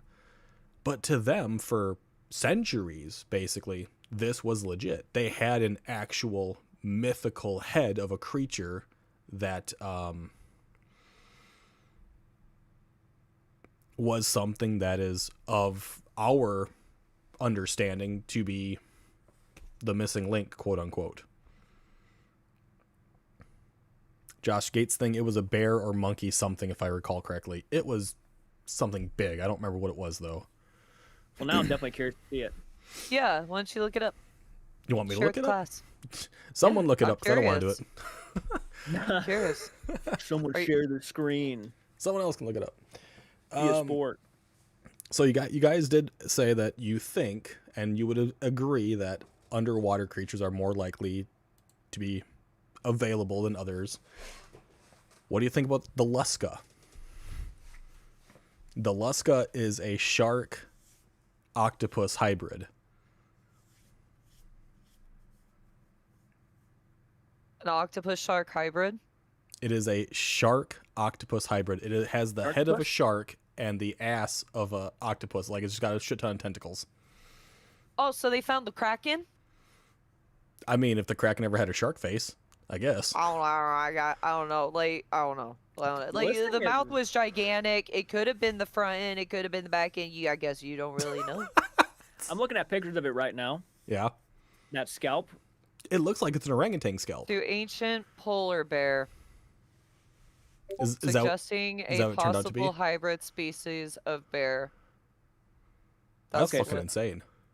That's Gates collected hair samples from local sources, which were analyzed by scientists, revealing a genetic link to an ancient polar bear, suggesting a possible hybrid species of bear. There you go. So, I mean that's so possible. But that gives something else to think about, though, doesn't it?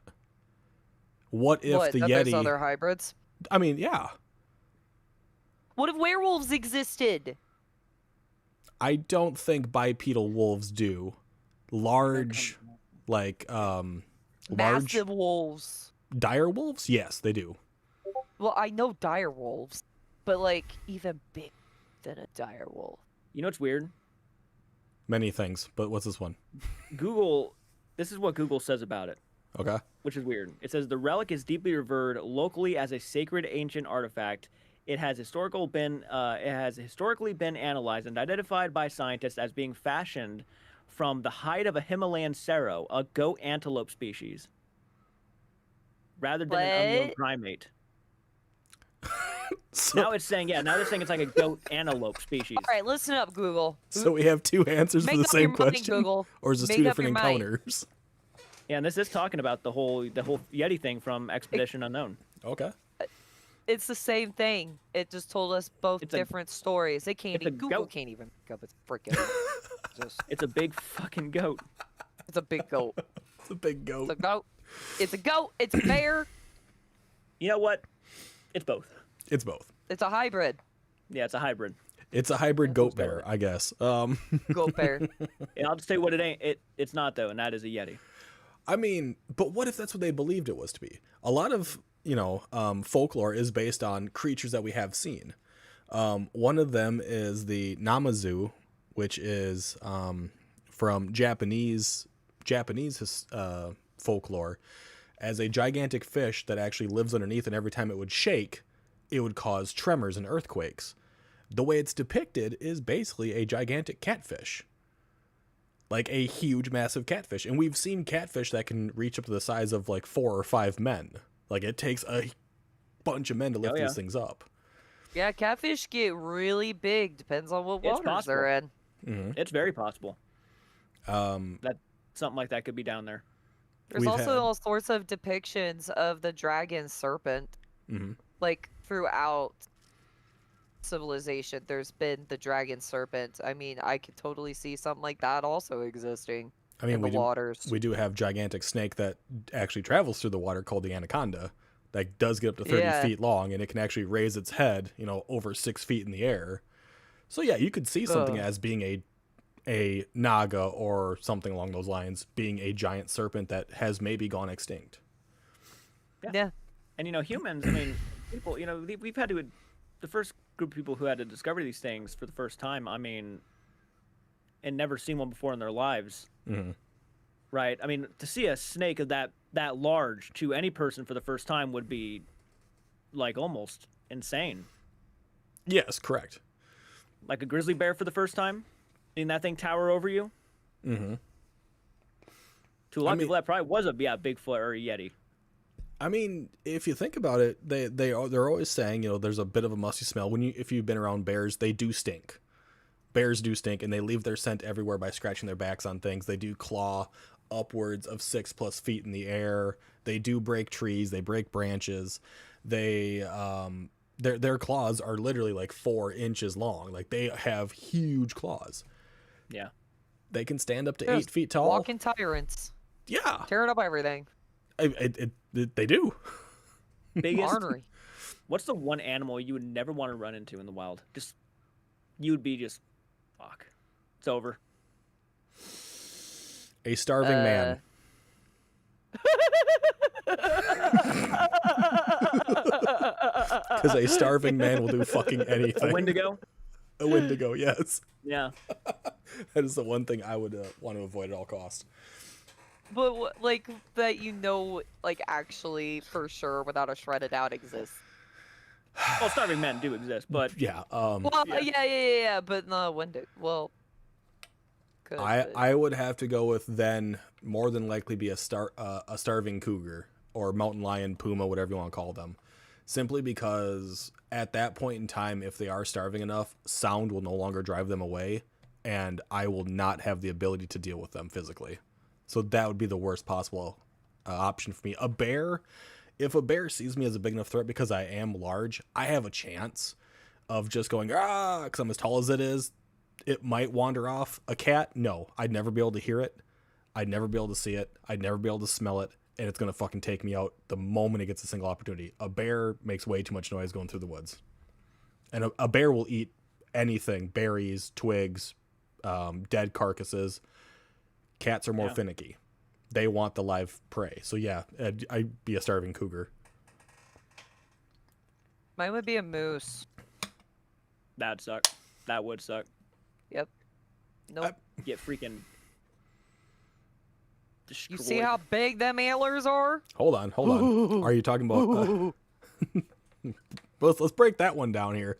Are you talking about a sow with a calf? Or are you talking about a bull in the rut? Because they're going to have different outcomes. A bull in the rut. Yeah, okay. Yeah, bull in the rut's going to be the worst. Yeah. Like you deal with that with just like white-tailed deer bucks. Like they can get a little angry and they get a little feisty when they start snorting. Fucking X. Mm-hmm. So yeah, I think a moose would be the one thing I'd be scared to actually be face to face with in the woods. I already know Jordan's answer is going to be a tapeworm.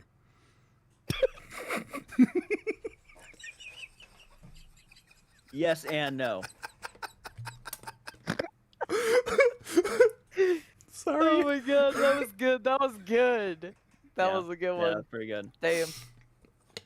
Got him. Mine would be my biggest fear in the woods, just to go out into one of the bigger woods and, we'd be running into a pack of grizzly cubs, because I know I'm fucked at that point. Oh, yeah.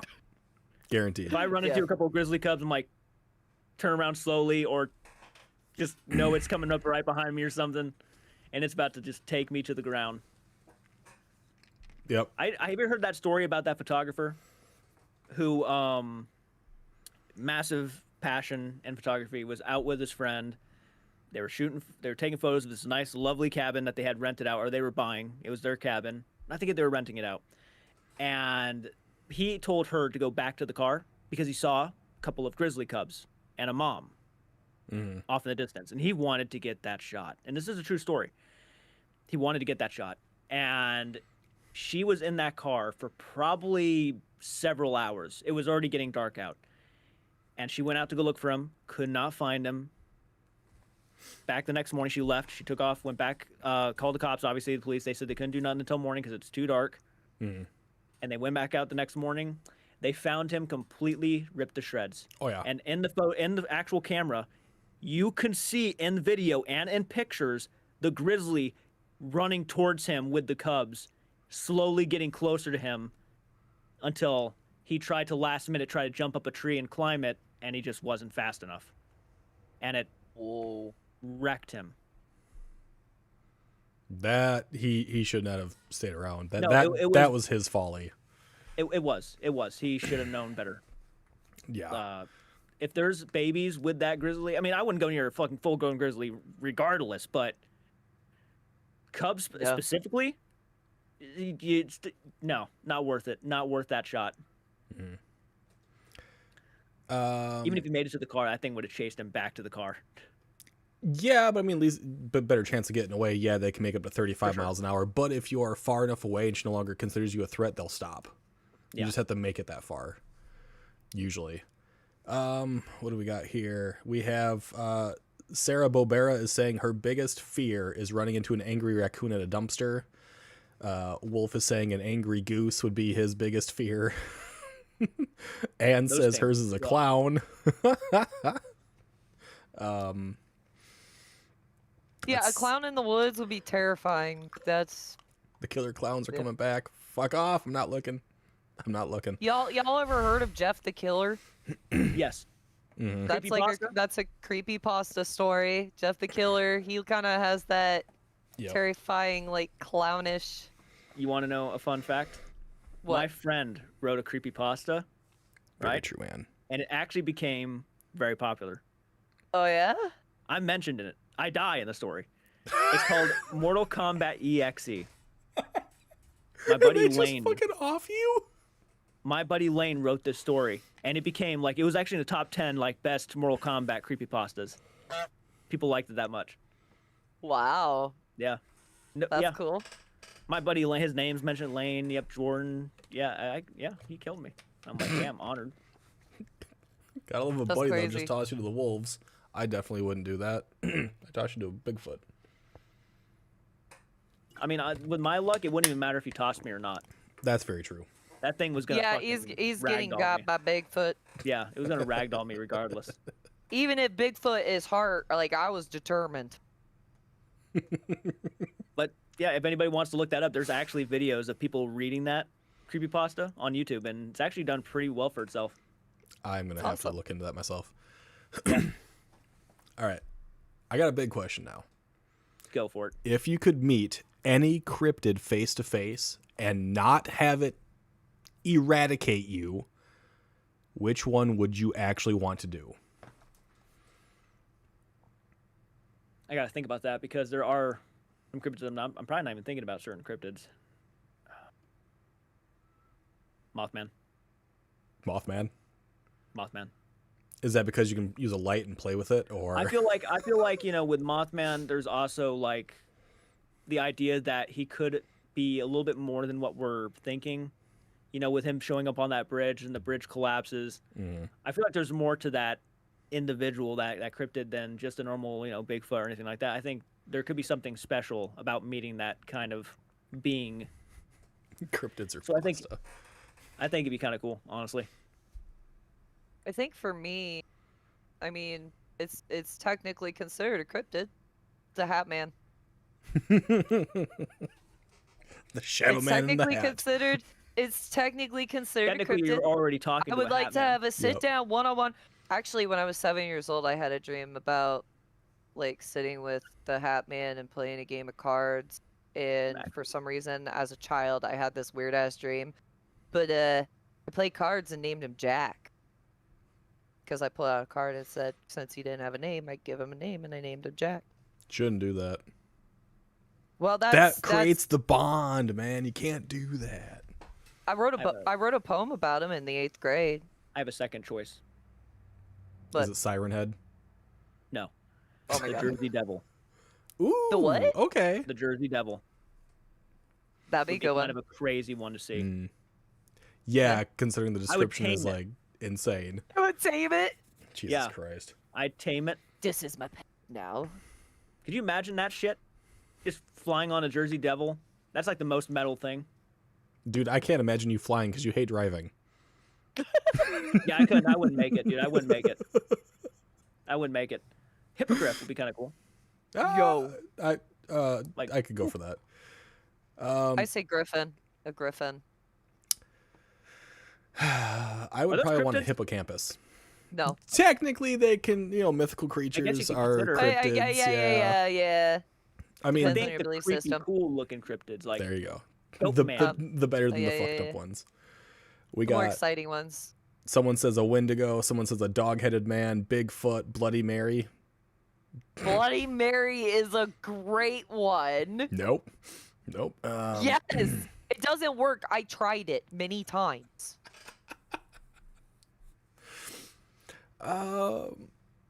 how dare you? Mothman is a dude in a flight suit with red glass night vision goggles. Stop taking away the fun. Damn you. Damn you to hell. That's fucking hilarious. So, Okay. Who else? Who There else? has to be a list. Frogman. Everyone wants to see Frogman. No, I don't want to see Frogman. That'd be gross. That's like wanting to meet Aquaman. If you're going to like visit Justice League, Aquaman tries to walk up and act cool. I kind of like the cryptid Aquaman, to equivalent. be honest with you, but fuck I do you. too, actually. I do too. But it's like that typical. I don't know. It'd be kind of interesting to actually see a living chupacabra to the full description, right? Having the spines on its back, the little claws, and like the weird sucker face tongue. I mean, it does. It's supposed to have it's a spiked tongue that stabs and sucks out. I'll tell you, the scariest cryptid to me, and I forgot all about this one, man. This might be actually this one would terrify me to see. The Thunderbird. the Thunderbird? Have you ever heard of the Thunderbird? It's a Nope, giant Googling. condor. It's based on Native American Yeah, mythology. But basically the wing Oh. is so big that when it flaps, it sounds like thunder. Mhm. And it can pick Oh. you up and fly you away. That is Yo, terrifying. There's Even the depictions name. of that in Zelda, Dude, even the name is terrible. In real life, that would be scary as fuck. To like look up and see that thing pick you up. There are Yeah, actual it's stories definitely of a a condor native- doing that. Yeah. I mean, no thank you. I mean, it's not that Birds are bad. scary. Birds are scary. Giant squid is a mythical creature until we've actually found them. True, and we just recently found a colossal baby squid. So the colossal squid that we've thought is going to be completely extinct still exists. We actually found a baby colossal squid. Science has found it. That means this colossal squid can up to 60 feet long. We have The Mongolian deathworm. physical proof that it exists. Okay. You think they were turkey vultures? They were condors. So a condor, they actually are out west. They can get up to, I think, a 12-foot wingspan. And there actually are stories of condors going through and picking up small children and flying off with them. That there are stories, whether they're real or not, I don't have 100% on that, but there are actual stories of a condor, which is a raptor, like an eagle, flying through and taking off small children and animals and such, because it's a giant bird of prey. Yeah. You get that with the vultures around here. Mm-hmm. You can get that. You gotta watch out for small animals being outside. Otherwise, like, you get a chihuahua outside and there'd be a bunch of vultures flying overhead. They're looking down at you like, Mm-hmm. they're gonna get you. They're gonna get you. Well, Yeah. that's why they're flying overhead. The circular motion either means that something has died or something is about to die, and it's just calling everything there. Yep. Vultures are just hideous creatures, by the way. Dover demon. A what? The Dover demon. The Dover demon? Yeah, the Dover demon. The Dover demon is a cryptid reported in Dover, Massachusetts in 1977. Witnesses described a small humanoid creature with large glowing eyes, tendrils, and tendrils for fingers. Ew. So Yeah. it's a small dude that does prostate exams? Potentially. Potentially. How does your brain go from that to that? Oh my god. What's the Einfield horror? What? Einfield horror. Call them coyotes up here. Yes, some people do. A mermaid, but not the aerial version like the one in the lighthouse. Oh, you're talking about the ones that'll like rip the man's flesh, like the sirens type of style. Sirens. Yep. Mongolian deathworm. Yeah, I've heard of the Mongolian deathworm. I think that one's been completely disproven. They do have some giant like bloodworms out there though that they use. But You ever seen those camel spiders? yes, apparently you can actually You've never seen a camel spider? Oh my You don't God. want to. No, I probably Oh my have. God. I've seen a lot of nasty looking spiders. Those are cryptids in of itself. Like, I know they're not listed here, but those could be cryptids. apparently for like $60 to $100 you can actually have a camel spider shipped to someone in the States. That's How much? Between like $60 Ew. and $100 you can have one Don't look shipped them to up, somebody. Bart. I'm gonna send you one. Oh Yeah. No. It's terrible. They're terrible. no. Fuck. Watch a video on them. Watch when they actually come out of the ground. No. Oh good. my God, they're huge. There's Existential detective, you definitely got a little worm, that's for sure. You know what we should do? Actually, what would be fun for all of us to react to on my channel? Yeah. Coyote Peterson. You ever Oh, seen yeah? that guy? Is he the guy that Nope. gets stung on purpose? Yes. Oh Some of my the bugs God. and insects that he lets bite him. Oh my God. That's interesting. Yeah, we could definitely do that one sometime. Why That's isn't there different. any cryptid of a gigantic insect? There doesn't I feel like need there to is. be. I feel like there is. There Like doesn't need. a gigantic like Hercules beetle or a massive fire ant. Not like a giant tarantula, because everyone's afraid of fucking spiders, but something that's just like out of the norm. A massive bullet ant. That would be fucking hilarious and terrifying, but still. Well, I feel like I don't there know. is one. depends on how high you are, I guess. You know, cryptozoology would be a dope thing to kind of study. Let me know when you send the spider. I'll I'll video it. Yes. Oh, that'd be perfect. Jordan sends me. Yeah, Jake Hart sends me like crazy You would, gifts. mother. Because they'll just be silly. Yeah, and these other things aren't silly.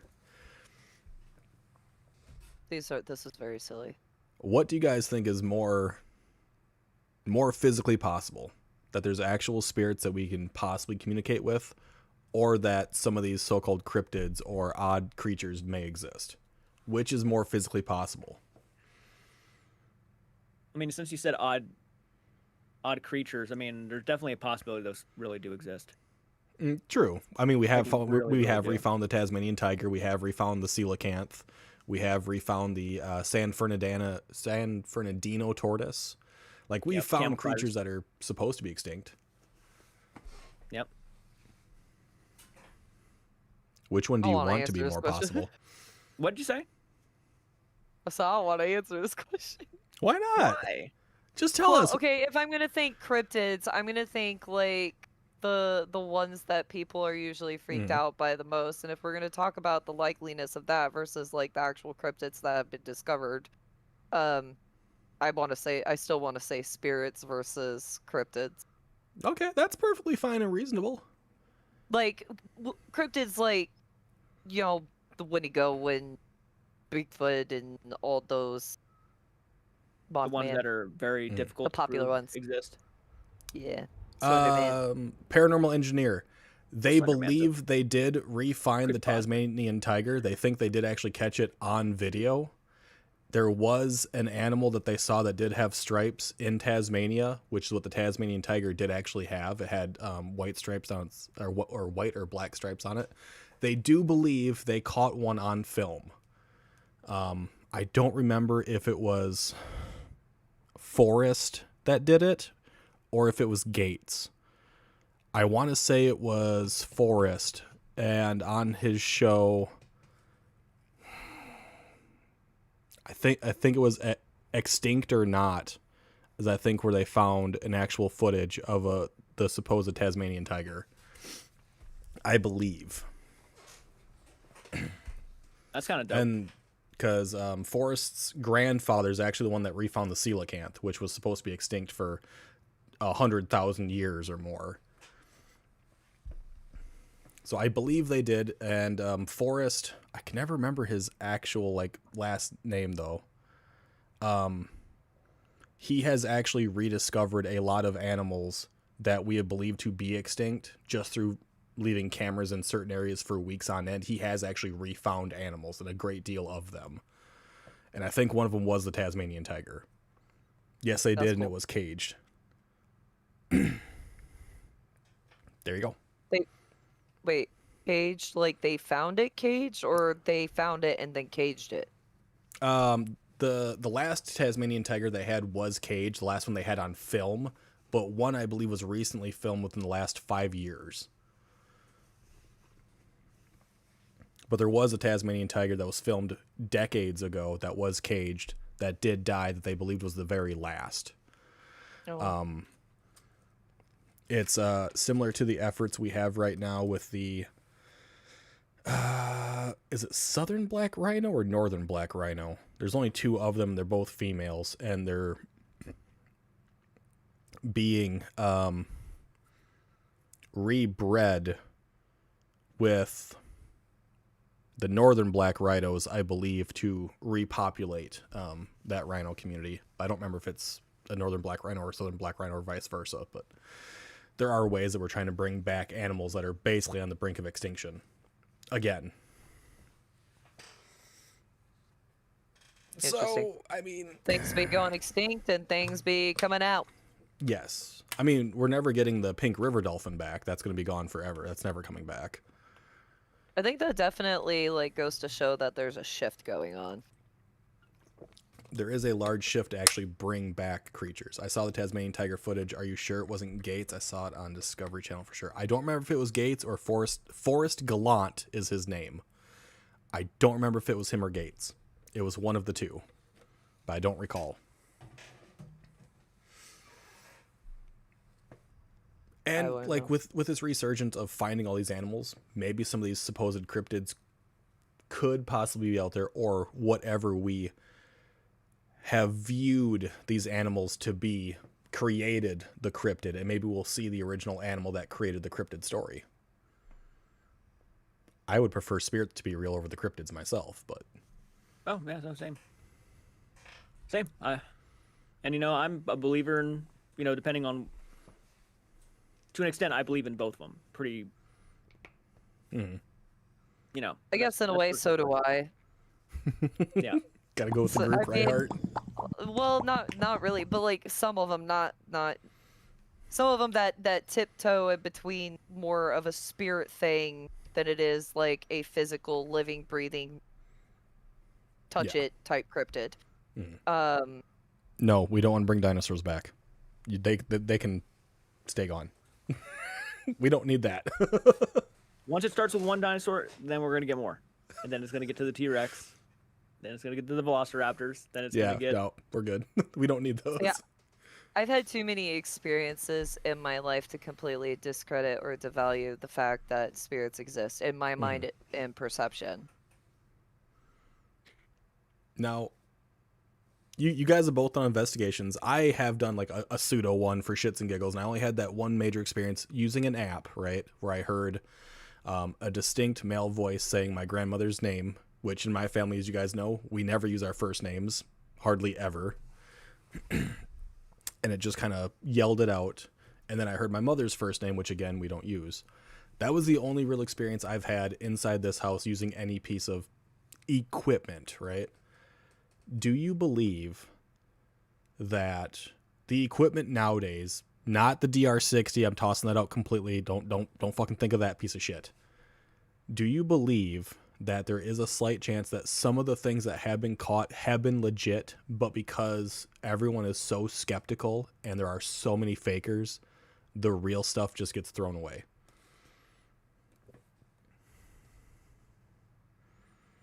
I mean, I it depends do- on the device. I mean, I'm always gonna be skeptical of apps, everything like that. I mean, Yeah. I wouldn't be surprised if some of these apps use AI. I mean, to research people. I wouldn't be surprised. Well, the applications are going right into your phone. You're downloading it from whatever Play Store you got. And most True. of the time, your emails and stuff is set up through everything. So But like, with- okay, take the apps like out of it advertisement. and take the DR60 out of it. Let's go with Yeah. like straight cameras, straight like zoom mics, shotgun mics. Do you believe that some of the stuff has actually been captured that has a real significant value, but because we have so many skeptics right now, and there are so many fakers out there, that it is very hard to actually Yes. bring these events to light? yes. yes, Yeah. I 100% believe that because people like to, and unfortunately, this is just how it's going to be. You know, it's no surprise. I actually like Sam and Colby's content. I actually like Overnight's content. I like a lot of these guys. But see, because they are at the highest point of the paranormal right now. They are the face of the paranormal. As much as I love debunkers, and I do think the debunkers deserve a lot more credit than what anybody and everybody's giving them, these people who are overly hyping, having fun, going crazy in these videos. Unfortunately, every day we have people who are inspired by those people, and I'm not saying not inspired by those guys is a bad thing. I'm just saying they like to copy and paste, and they want to That's do all. what they're doing. yes. And where the debunkers, they go for the logic, and most of the time they're able to tell you whether or not something's a ghost, and most of the time they're not ghosts that they're dealing with. A lot of people don't like that reality. Even if it is reality, a lot of people don't like it because they love to believe, and they love the fun and the thrill of the unknown. To where debunkers outright tell you that, well, this is actually what this is. And where these guys are like, no, come over here to our corner. We're all hype. We're all having fun. We're all having... I think it's completely over sensationalized with those guys just because I've been doing the same thing for years and did not and like would figure out stuff with the devices, just experimenting with myself and just like becoming doubtful and skeptical over time with it because I would notice like little patterns of certain things that it would do. Like for example, as soon as the Ovilus 5 was released, it was one of the devices I experimented with. Me, my husband experimented with this device. And at first we found it intriguing because like when we went to the old when we went to Rock Island Roadhouse, we used the Ovilus 5 in there upstairs in this back room with a red door. I was sitting there doing like an Estes session, and my husband was sitting on the other side. We filmed it, had the Ovilus right there in the center, and the Ovilus spit out the words Jess, and then it said stare. And right after that happened, I make a comment about feeling like somebody was like right here beside me staring at me. It was just a feeling that I had. It popped into my head. I saw like a starved person sitting there. They looked desperate, and it just popped into my brain, and I said it. But we've used the Ovilus enough times, and then we go to a location like the Crescent Hotel and would notice walking around with that device causes it to spit out words. And we started noticing with the Ovilus that it would repeat. There was a repetition, a pattern within the repetition of using these specific words. Mm-hmm. Sometimes, not sometimes, there's a lot of times it's random, yes, but there was a lot of repetition with the same thing despite where you went and what you did. So my opinion is these guys very well know what they're doing with these devices. They've been playing with them long enough, so they know that if they shake it a certain way, it's gonna go off. All you have to do is twitch your wrist a little bit, and boom, you get a response. Right, which is So, yeah, they take away any credibility. Okay. Yep. I know chat's been going off a little bit here, and I wasn't ignoring you, chat. We were just being silent to let Hart finish here. Sorry. Friday Host goes, the true events that occur are very rare, and it does get lost in the noise. I completely agree with that. Anne says, I think I posed the same question to you, Beagle, and the answer was still the same. Yes, I definitely believe that some stuff does get lost. I think the real stuff is ignored because people are too afraid of being called fakers. Exactly. Ghost hunting has no rigid rules. That's very true. Ghost hunting doesn't. Investigating, it's still technically doesn't have any rules. It's based on... It's pseudoscience. It's all pseudoscience. Well, yeah, but everything starts off as a pseudoscience until it's more explainable. That's how it all begins. True. Anne says, I don't care who else thinks what I saw was fake. I know and saw, heard it. To me, it's real. I've never tried to tear apart anyone's personal experiences because I wasn't there. I had no way to test it. I can't say it was or wasn't. Yeah. I can just say, like, this is my opinion. You know, if you're talking about the shadow person, I think it'd be an ocular distortion. Is that 100% accurate? No. I can only say that because I have little floaters in my eyes which create shadows, and I have gotten used to that myself. I know they're there. So for me, I have to go with what I have, which is it is an ocular distortion for me. People forget. It's like, you know, a lot of us, believe it or not, a lot of people who you know, even debunkers, I mean, they come into this field not, you know, they come into this field knowing completely well, like, for the most part, a lot of them have had their own personal experiences. Mm-hmm. And that's why they're always looking for answers. And they do not find the answers with a lot of these bigger channels. And that's why they're coming out here with, you know, YouTube channels and whatnot and trying to explain their, like, what they experienced and how maybe, you know, find the answers for what they've experienced. I mean, personally, I've experienced a lot when I was a kid. And some of the things I feel like I have debunked, thankfully. And I figured out what it could have been for some of the things. A lot of things I didn't, though. And there's a lot of things I still can't explain till this day. So, yeah, I would never try to pull apart anybody's personal experiences because, honestly, I've had my own. Right. Yep. And, Same.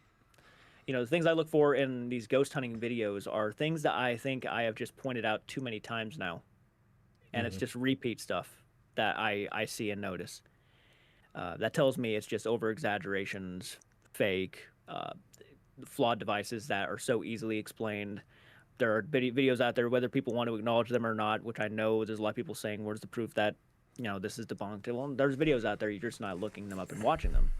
Right. Because you just don't want to.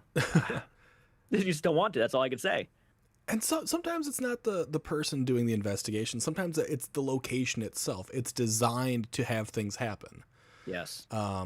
We've had Paranormal Engineer in here, and he did a huge debunk with Crow of Judas involving the Garnett House and that wheelie bear, right?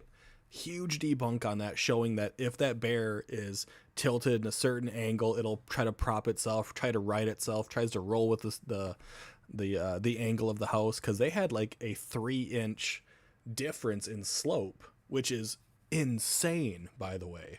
I have a 1.5-inch difference from that side of my house to this side, and everything goes here. So if there's a 3-inch difference in slope, you're always going to have things roll right to that stairwell, which is where Paranormal Quest caught the video of the bear rolling. If you have an old house, yep, older house. That does half the work for you. If you want to buy a house that's haunted, just buy an old house because it's going to do half of your job. It's going to make the creaks. It's going to make the noises that everybody's going to be freaking out about. My house right now makes all shit ton of noise. I mean, if we're going to talk about houses, we all saw Seg's video, right, involving Steve. Oh my god. One thing I'm still exhausted and hungover. God, it was a great video, and I don't like Steve, but whatever. Him as a tour guide is trying to put into the mind that this stuff is going to happen at these locations a specific way over and over and over, which is going to cause you to have that psychological stressor inside your mind. Like, is it going to be here? Is it going to happen? That and that entire location, apparently everything was activated anyways. Like, everything as far as that location appears looks like it is set to prime you to be completely on edge.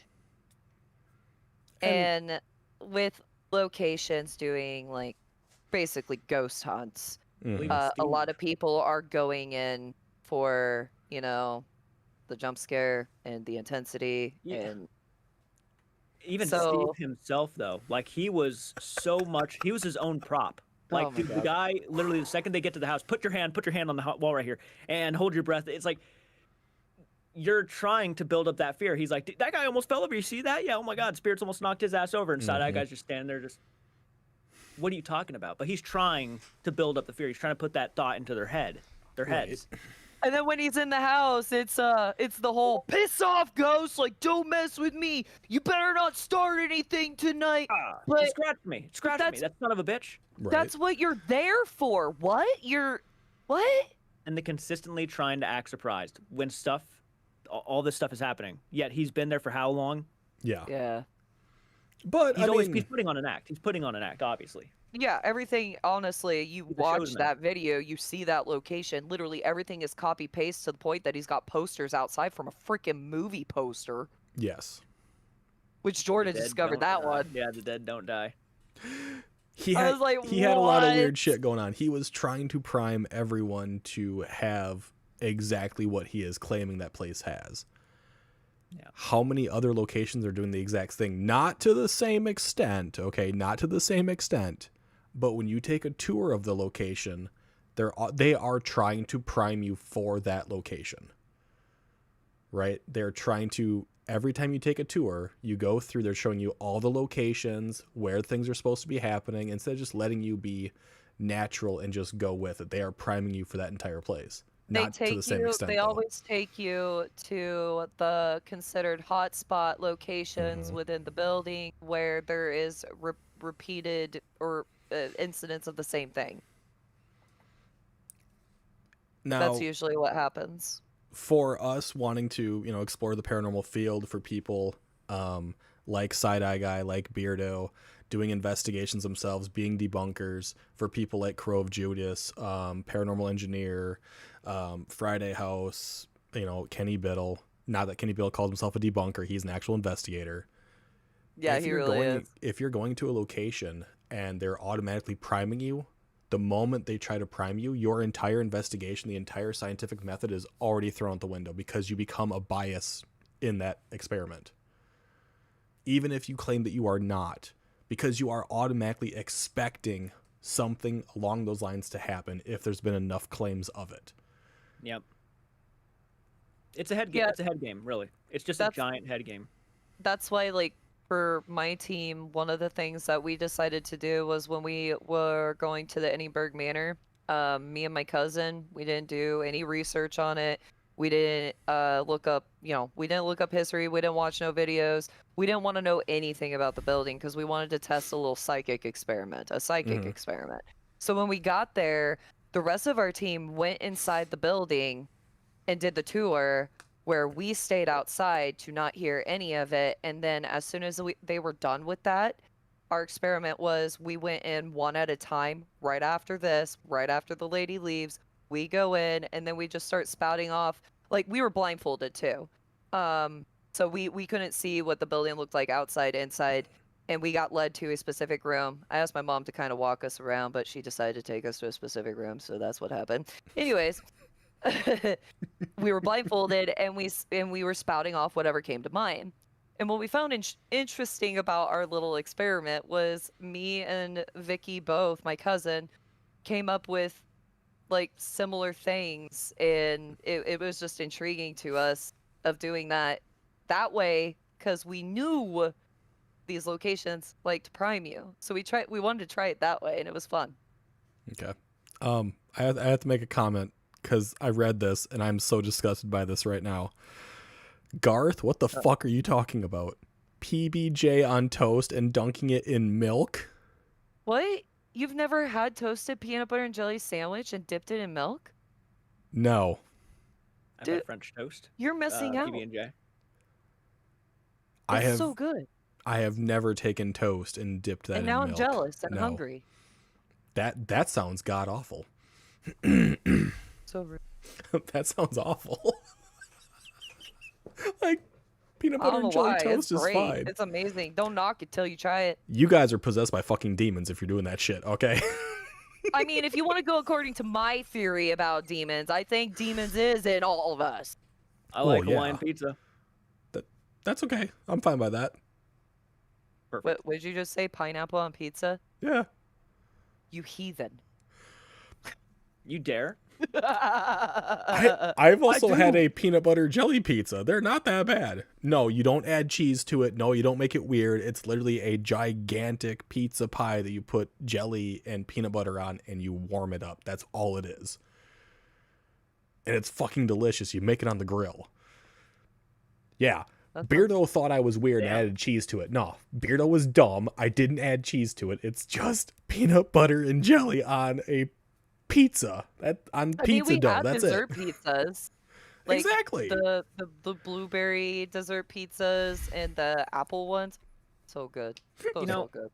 I would dip a toasted peanut butter and jelly in coffee. Yes. Black coffee? But then again, I don't like coffee, so you can keep that shit. I don't like that nasty I have bean to have water. creamer in mine. That sounds awesome right now. No. We better stop talking about food. Before someone gets way too hungry.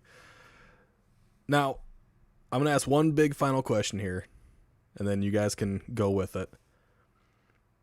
Do you believe that if we removed all of this paranormal television programming, if we removed all the priming from every location, removed all the haunted locations as a haunted attraction,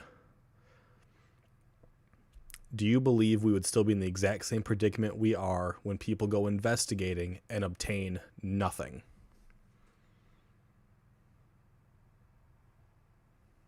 No. No? No, I don't. You want me to explain? Yes.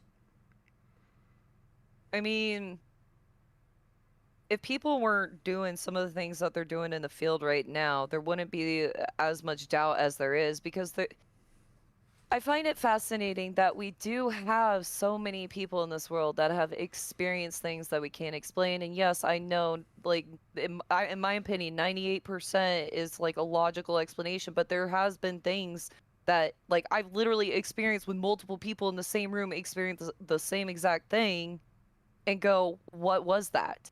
Like, I was in a I went on an investigation, staying in a hotel room, and nothing really happened at the investigation at the location. But in our hotel room, we had a really weird thing happen between me and my husband, where a woman's voice came, like, spoke right between us, said thank you to a specific incident.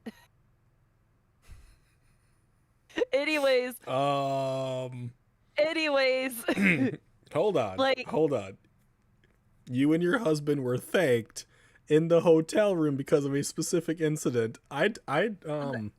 Girl, well, you know how you're supposed to keep secrets secret? listen. it was a thing. Like we're married. All right, this is normal. Don't freak out. Getting But jiggy with it. No. afterwards, he rolled over and oh my god, I can't remember what he said to me. Like you are so sexy to something to that effect. And literally a woman's voice spoke right between us and said, "Thank you." Girl, you gave them a show. What? What? And he jumped too, and he's like, "That wasn't you." And I'm like, "No, that was not me." So, and then we decided to start recording after that, and I do have that video still. But like, if stuff didn't happen, like if people didn't over sensationalize this stuff, like I think there would be more room for like actual progress, you know, like because we do experience these things everywhere. Like it's not specific to one location. I have now developed another question. Okay. Do you believe then that it had to be a human experience for that spirit to interact with you? That a human experience had to happen in that location, not specifically the jigginess, but just an experience of the human nature in general for something to happen, for you to obtain something on. I mean, again, you could say there was high energy in that room. So, and then after the fact that happened, and then we started asking questions, and then Garth got a really heavy female breath right in his ear that freaked him the fuck out, and he was tearing up.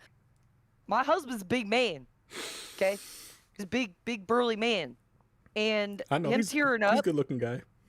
Him tearing up, that don't happen. So for that to happen, it really got him. He also says, "I don't think she knows what she says." What did I say? He goes, "I don't think she even knows what she said." What did I say? I don't get it. I think they enjoy freaking us out. What? Okay. Anyways, that's why. Like, I just if stuff didn't get so freaking hyped up, I think there would be more progress in the field. Your response? No, I agree. I mean, no, I basically agree. I really do. I mean, there's not really much to say about that besides that, unfortunately, we just gotten to a point where, I don't know, the paranormal is just kind of one thing to a lot of people anymore. It's not really about trying to find the real shit.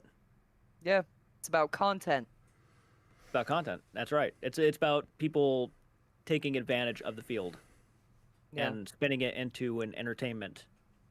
And how to make a buck off it. Into entertainment and not really seeing the science behind it either. Yeah. Now, with those statements, do you think credit has to be given to those who came before and did publicize it all to get as many people into the field as they have? Like, and you know who I'm talking about. Like, let's say the Warrens specifically, they're the ones who literally put this on the map. Even though they were bad people, they conned a lot of people. They put the investigating on the map. They put the idea of going out there and trying to find answers, for sure. I mean, they did help with that in a sense, but again, man, I am not for the Warrens, just so you all know. I have no connection. I am not for them. They're wretched people. Beagle confirmed Warrens fan. I mean, you can't deny the fact that the Warrens had a huge inspiration. They did. They did. Regardless of what you think of them, they did.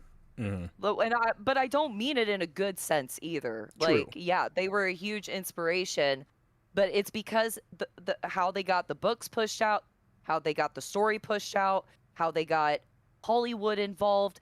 That's what made it big.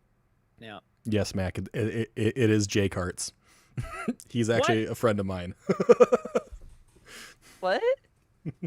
So you guys might not be able to see this, but over on Twitch, my buddy Mac just went, "Oh, no way, is that? Oh, snap, it's Jake Hart's." So he actually knows who you are, and I've actually known Mac for a number of years.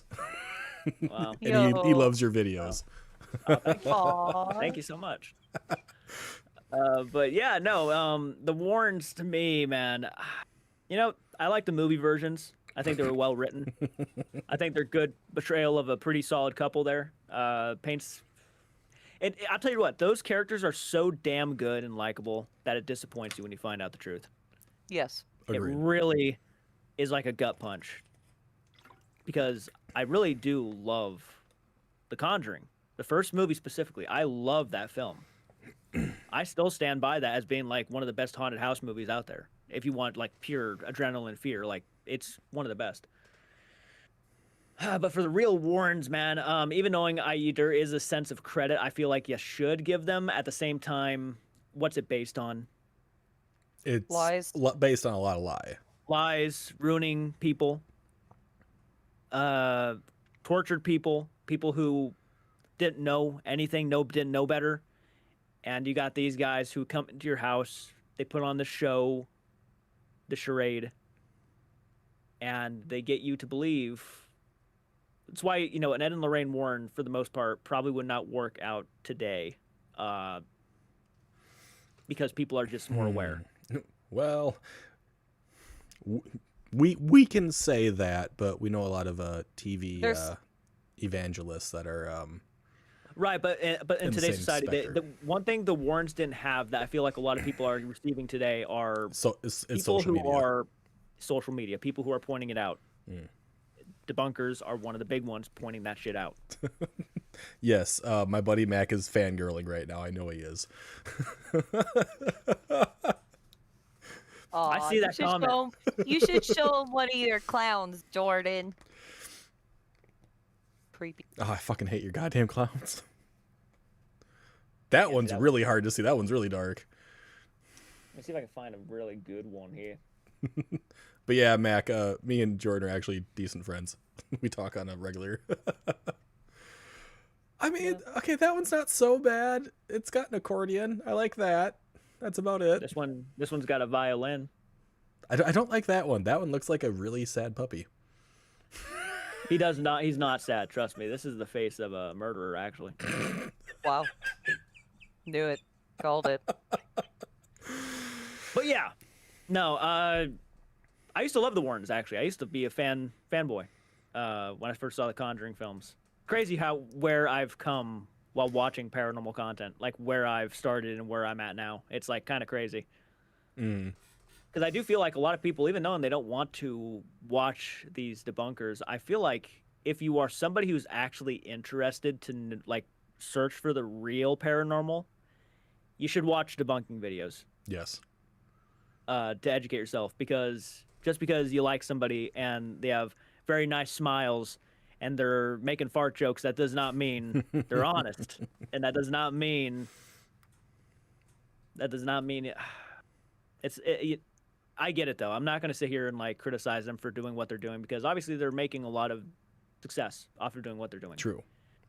I can't sit there and just completely destroy them, because at the same time, we're all people trying to get by in this life, make money, live, survive. And my God, they're doing it in a pretty fucking easy way. So if I were to go out right now and start lying about everything, gosh dang, who knows where I could be? Who knows where Beagle could be? Who knows where Hart could be? I mean, Right? Well, I'm not even like, saying they all those who are not intentionally lie. successful whatsoever in the science field, the only thing they got left is paranormal, so that's what they go to. Yeah, and I'm not even trying to say like, you know, all of them are actually intentionally lying either. There's some out there who just are not aware that a lot of these things are flawed. So Or- I got to be Or they specific. are there's aware and they're people- just ignorant. There's definitely a huge mass of people Yes. that fully believe in this stuff, Yes. that don't take the time to do the research. They don't care because they are feeling validated every time they go out. The moment that light lights up, it makes them happy. It's like a dopamine hit. True. The thing I don't like about those kind of certain people who think that way, who play that they are ignorant, or they're not aware of certain things. And let's say they do sit down and they do watch these debunking videos, and they still choose not to acknowledge those videos. Yeah. And then they're mad when people still criticize them. It's like, you know, at the end of the day, it's your channel. It's your channel. If you want to do this shit, and you want to go with things that you're just a fan of, then I'm not going to sit here and tell you what you should and shouldn't do. What I would recommend is just don't pretend like you're catching real evidence. Yeah. And put Right. it off like you're out there discovering the next big thing within the paranormal. The next Conjuring goes. I'll tell you. I'll tell you, like that whole, and I go back to this all the time because this is probably the prime example of one of my biggest aggravations in most recent paranormal, events, which was the whole toe tapping method. I go back to that God. several times. And that's a good example of why Ed and Lorraine Warren probably would not work out today, because those two were a pretty good example. I can literally pop my wrist. It takes minor motion. I can pop both sides. I can pop my ankles. I can pop my toes. I can pop almost every joint that I have. And that's why the toe popping method really bothers me, because it's very easy to actually do for someone that actually has a condition where you can actually pop your joints. And I can do the same thing. Yeah, Sam and Colby. I do like them. I got to specify because people really feel like I shouldn't like them. Do you like them as an entertainment value? Yes, I like them as entertainment value goes. I think they're a charming duo. I think they work better by themselves than with collaborations. But like getting back to it, they said something that I don't think I'll ever let slide. Okay. And that for me was during the Iced Coffee Hour interview where they were asked about the toe tapping method. And Sam and Colby both pretty much went along with the concept that false hope is better than no hope at all. Oh, yeah, I remember that. And to me, you outright just said it is okay to basically lie as long as it's positive, as a positive message behind it. Right. And I just got rubbed the wrong way so freaking fast. And then Colby, that was Sam who said that. Then Colby kind of goes along and starts saying things like, I don't think we're supposed to have the real answer. Wouldn't that start like World War III if it was all religion that was all behind it? Right. Wouldn't that start like World War III? And I just sat here like, then why the fuck are you even bothering with the paranormal if that's how you feel? Because if you're not even supposed to have the answer, why are you out here trying to find answers? It made no sense to me. It was just them, I think, trying to defend the toe tapping method. But it came off horrible, and it came off completely wrong, in my opinion. Hart wants to say something. I started off believing in the method. The first time I ever seen the method get used was actually in a Ghost Hunters. I can't remember if they were known as Ghost Nation or if they got switched back to Ghost Hunters. But it was Ghost Hunters first. I know, but I'm saying I don't know if the team Jason, Sherry, TJ and Steve. Is it TJ? Oh God.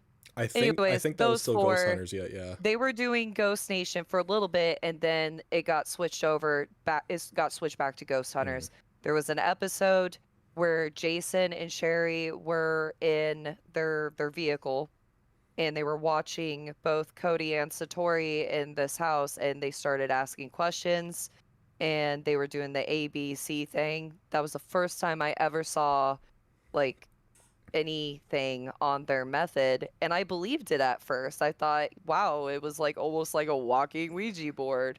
But then obviously within the last 2 years, I got more introduced to debunkers. The very first video I saw that got covered was John Wolf's on Sam and Colby's videos. And that's when I started listening, and I started picking up on other debunkers with time and watching their opinions on the matter. And Mythos honestly was my favorite one for explaining it, and that to me was like, that makes sense. Mythos was amazing. Yes. Yeah, he did a great job. That was the one I watched. Yep. And then it only took a few seconds for me to be like, oh shit, I was duped. Yep. That's it, pretty much. I mean, we're susceptible to making mistakes and having errors, but like once we pick up on it and we learn along the way, it's just supposed to be the process. It's supposed to be the progress. Since we are combating so much fakery in the field right now, in my mind, seeing these debunkers on here going over everything, that's the progress to combat that. their audiences are You gonna have to have grow. that balance. Their audiences are going to grow. At some point, I guarantee you, within several years from now, debunkers they're going to be a lot more popular than they are right now. I think it's important too because like if you really pay attention to how people are behaving today, like there's a lot of delusions just soaring. Oh yeah. Just soaring in everything. And obviously it's going to pick up and get worse in the paranormal field because we're dealing with paranormal, you're dealing with a lot of people with mental illnesses, very common. Most like from what I've seen, most Correct. cases always involve mental illness. So A fair number of them, or some type of abuse or some type of substance usage, something along those lines. Yeah. yeah. I think you guys are right, though. I think the debunking community is going to get bigger. We do have, we got Beardo. We have Real Evidence, Paranormal, John Wolf.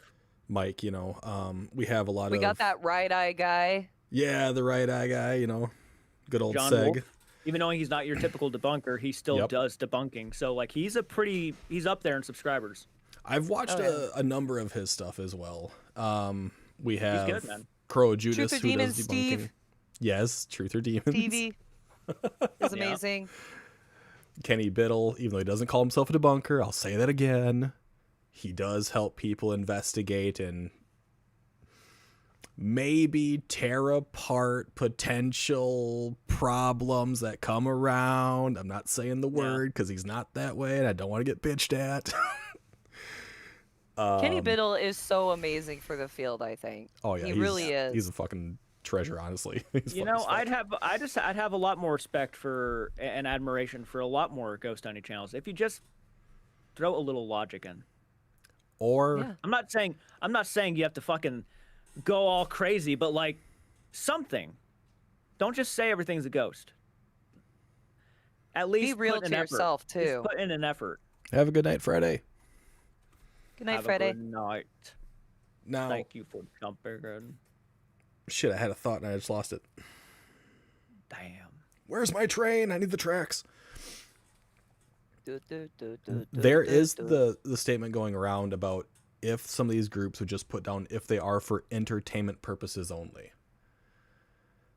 Do you guys think that that should be a legitimate thing for entertainment investigative channels, especially on YouTube, because it's not going to happen on like the travel channel or anything like that. They're never going to have that type of thing on there.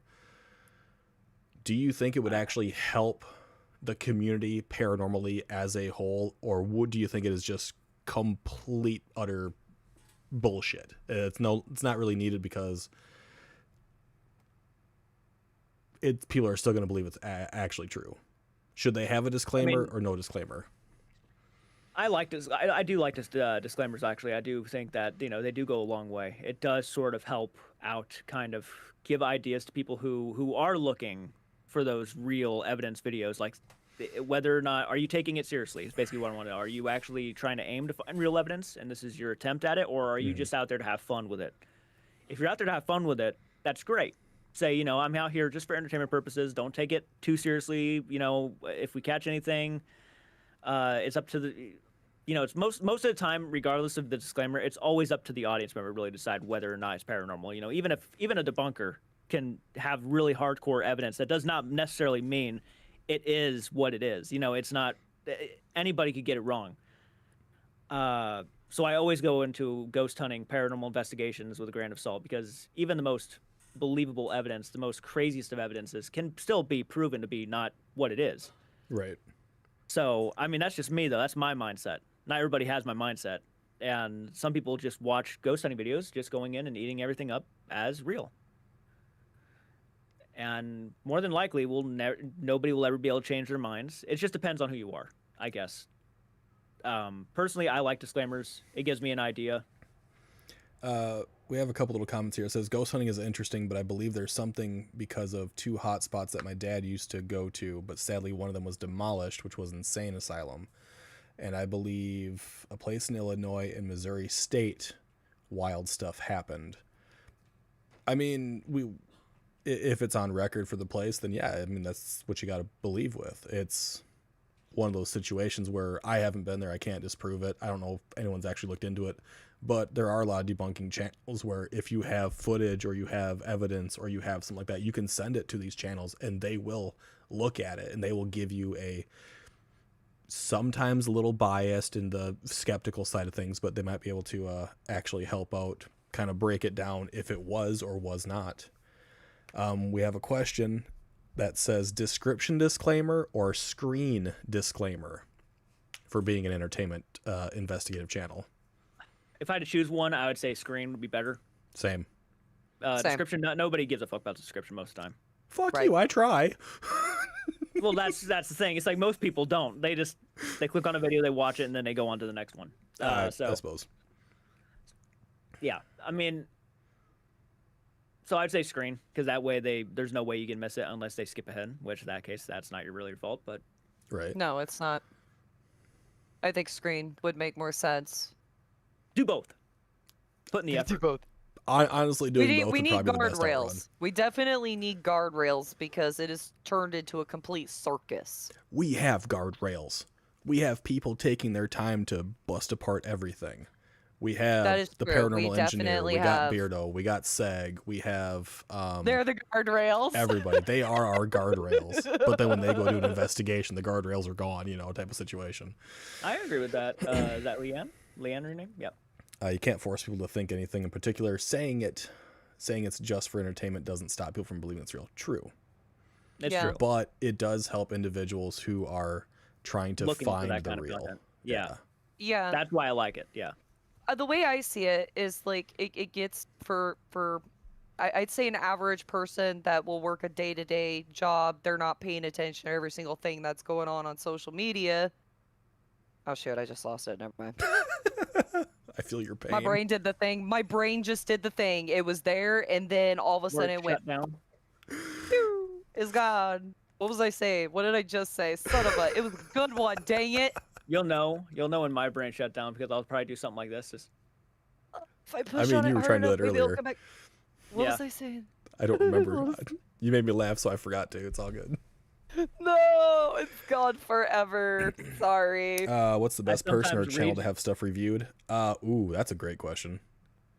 What? Which debunker would be the best person to contact to have stuff reviewed? I would say Beardo is amazing. Real Evidence Paranormal is actually really good. Those are the two that immediately come right to the top of my head, because I know that they actually collect videos and they do break them down for people. I mean, I don't know if Kenny Biddle takes personal videos from people or not. At least I haven't heard him say that openly, so I don't know. give it a Otherwise, shot. Kenny... Yeah. See what happens. I mean, it couldn't hurt to reach out, and then, like, they're always willing to send you in the right direction of where you need to go. Like, Yeah. everybody pretty much communicates with each other outside of YouTube, so... Yeah, you can find them on YouTube. They do visit. And they visit all of us. Hart is on YouTube. Jay Cart's on YouTube, as you already know. I'm on YouTube. Hooray! Because that's where most of the shit's coming from. And you can contact the debunkers. They're out there. They're amazing people. They keep our community semi-safe.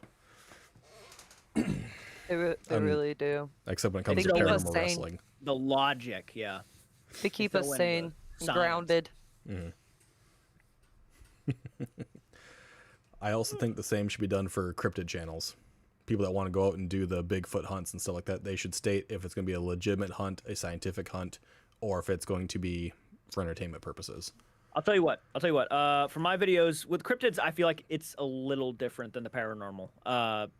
Because paranormal is something that can be, it's personal when it's paranormal. There are people Usually. who have relatives, who passed away, and they want answers. They want to know if they can contact those people. So, like, when it Very comes to the paranormal and goofing around with the paranormal, I feel like you got to be a little bit more careful with something like that. Where if it's Bigfoot, I don't give a fuck if I call him an idiot or not. You know what I mean? Like, if he's in front of me, I'm gonna say, you're a fucking idiot. Why didn't you show yourself years ago? And then he's probably gonna kill me. So I mean, I'm not gonna be afraid of offending Bigfoot, but I do care about offending, in a sense, people who have lost certain people from Right. like illnesses or a murder or something like that. I'm not gonna make fun of somebody for a horrific way they've gone, or people who still care about them still are around, and they probably wouldn't want to see that. So, True. yeah, it's a bit more personal, and that's why sometimes when I've seen ghost hunting channels and they completely just they don't give a fuck at that point, really. Foreman And they make Brothers fun of- comes to mind. Yeah, Yeah. that's a good example. Which I will never. Yeah, do, that's by a the way. really good example. I will never investigate someone's personal house. No. Like I'll never do it. The We can see on video. You'll never do it on video. Go ahead. What? Go ahead, Hart. What were you gonna say? I just people that jump so heavily on that demon bandwagon and then they're doing private like home investigations on top of that. That is so freaking dangerous and it All right. pisses me off. Let me tell you something.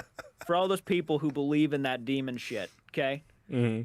And this is no in way, shape. I gotta be very specific here because when you say stuff like this, people automatically say, "Well, it's because you're jealous of their fame and fortune." Oh yeah, No, I'm not. always. I'm gonna tell you No. right now. Okay, let's say for example, a lot of these ghost hunters are really putting themselves out at risk all the time. Like they're messing with supernatural shit that should be affecting the way they live. They can't sleep at night. They can't do anything. But how is it that they mess with all these things that are supposed to be bad luck, bad fortune, misfortunes, and all this stuff, ruining their lives, and yet still living like, I wouldn't say royalty, but they're living the best lives they can, which great on them. I'm glad for them. But at some point, you got to question that shit. Like, okay, are you really dealing with demons, like things that are trying to kill you supernaturally or like spiritually? Or are you guys just putting on a show and then just... Well, if it's like Sam and correctly, Colby at the Ferrer High School and they're in the boiler room, I'm gonna tell you right now, there's a crap ton of mold in that room. I sat in it myself. It's freaking, their mold is bad. So yeah, your eyes are gonna get red. Oh, and they're shit. gonna get puffy. You might Judas. as well, Yeah, especially Crow, if you have Judas just dropped allergies. by. Oh, hey, Crow. We're just shit talking.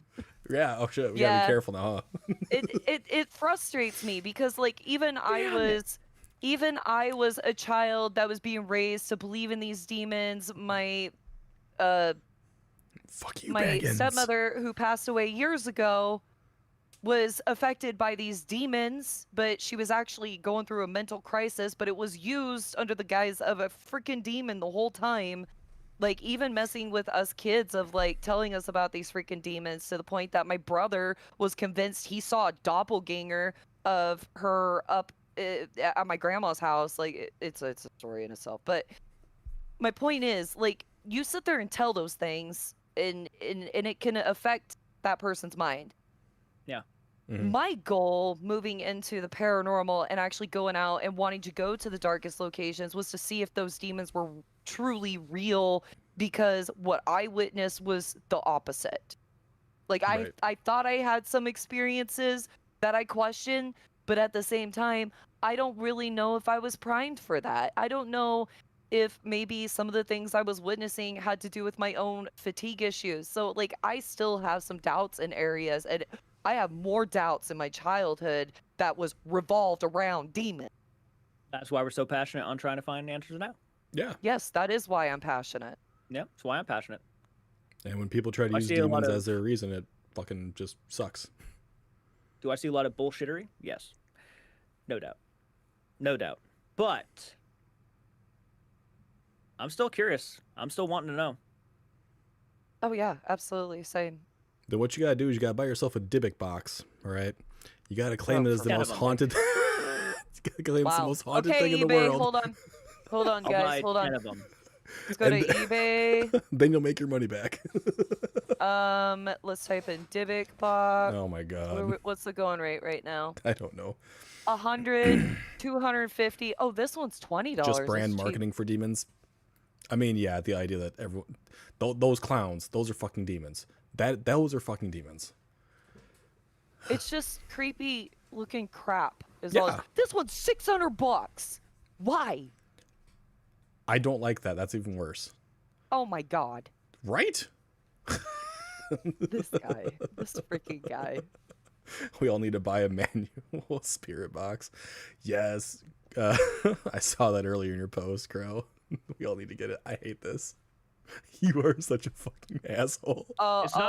It's not that big of a deal, guys. I love the fact that my mother's in chat right now taking credit. By the way, I'm the one who raised her. I don't believe in demons. Good. I believe in demons, just not the same type. Yeah, I believe believe it's people totally in us. Are demons. I Yep. believe people are demons.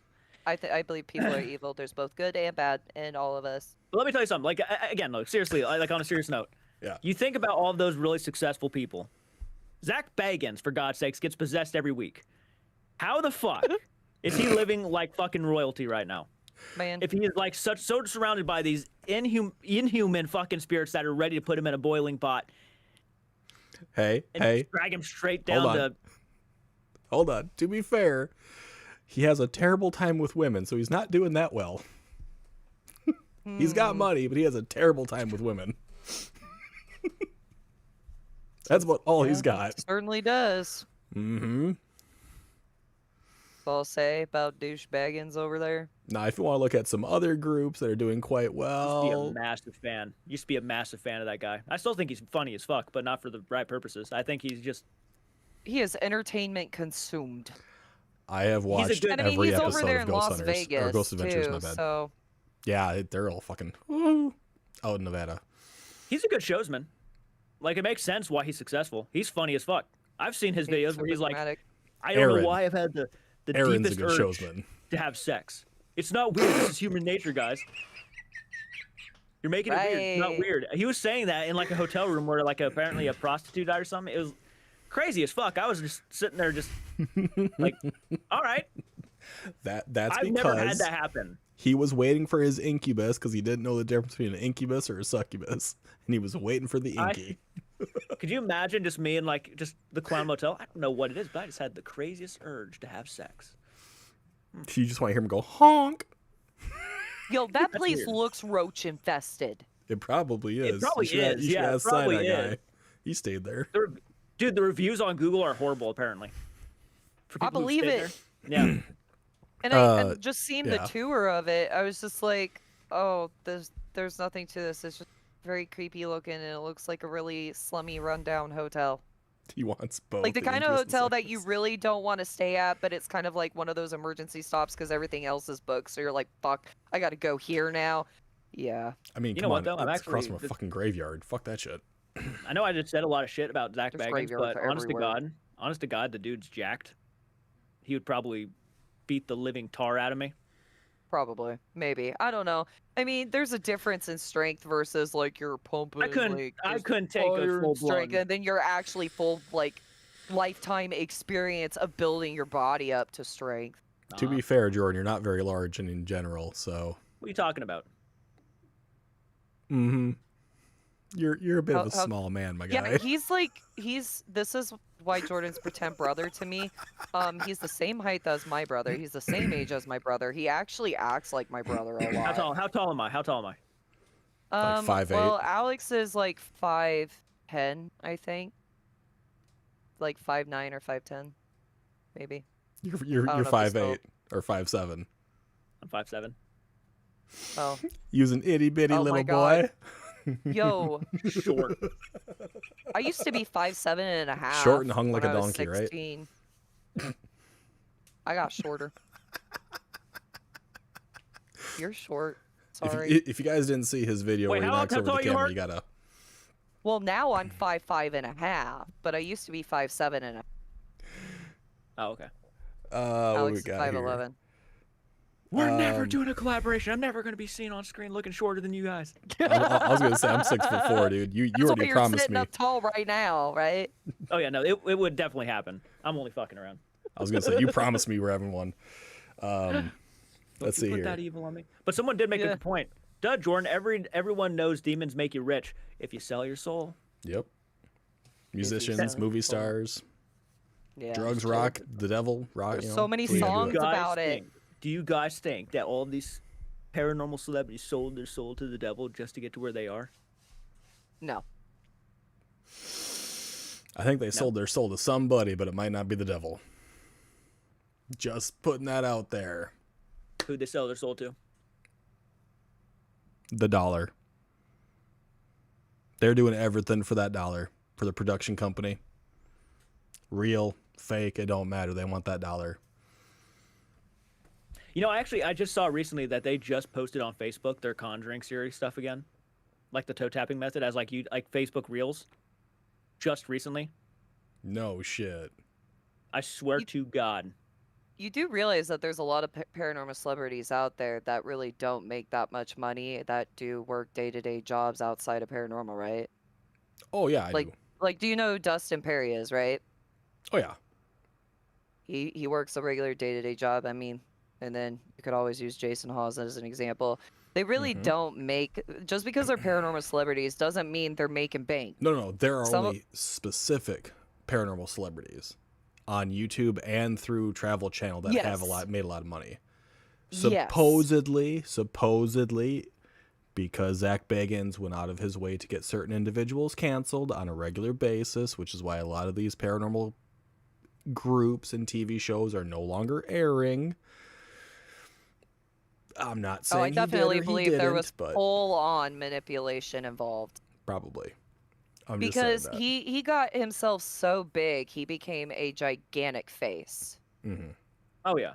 So it's easy to want to keep the gigantic face, especially if that gigantic face is bringing them money and bringing them ratings. Now at this rate, though. And if the others aren't bringing near as many ratings as they are, then they're going to get cut. Or if At they this get Because they're rate- only contracted for so long. Go At for this it. rate, Sam and Colby seem to be taking that spot. Mm-hmm. They're catching up fucking fast. Oh, yeah, they are. They are getting extremely popular. Well, they're also... They'll be buying his museum at some point. You make my words. They also got, like, freaking millions of teenagers that are head over heels for them. Mm-hmm. I Well, mean, that's it's not another- surprising. It's not surprising either. Don't be shocked by that. There's always teenage girls that are going to have heartthrobs that are adults. So don't be surprised. No. Just saying. I mean, I was gonna pick on Jessie because Jessie's still a teenager. She's 19, but she's still a teenager. We always pick. Even on my Jessie. daughter knew who Sam and Colby was before I did. I mean, She also knew Lois- who Selena Spooky Boo was too. That's a bad one. Unfortunately, That's a bad one. but she didn't believe they it look like either, boy so- band members. Yeah, pretty much. Actually, no. Which Yeah. one? Okay, I'm terrible with this. Is it Sam or Colby that has brown hair? Colby. He is walking Hot Topic. Like everything he wears. Do you realize they actually did a model ship thing Yeah. for Hot Topic? I'm not surprised by that. He They looks did. like he is always purchased from Hot Topic. Selena Spooky Boo did it with them. Call Me Chris, I'm pretty sure was there. I still go to Hot I Topic. don't think it was Call Me Chris. I think it was actually someone else. It wouldn't be surprising if it was. Don't pick on Jessie. I'm always gonna pick on Jessie. She's never beaten those allegations. Now I'm blind. Why? kinda look at- What'd you see? He took his glasses off. Oh, yeah, that's a mistake. I'm not taking mine off. I will be blind. Yep, I'm All right. blind. Well, we're approaching the 3-hour marker. I want to say I thank you guys very much for sitting, talking, and just going off the rails. Do you have anything else you want to say to our lovely group of viewers and chatters on whatever fucking side? I have no idea what the actual side they're on for me. All right, Say your final words. Damn it. Yep, I My said it first. final words. Oh no, I'm pressure. I don't know what to say. Thank you guys. I really appreciate your support. You're amazing people. I love seeing familiar faces all the time. It's really cool.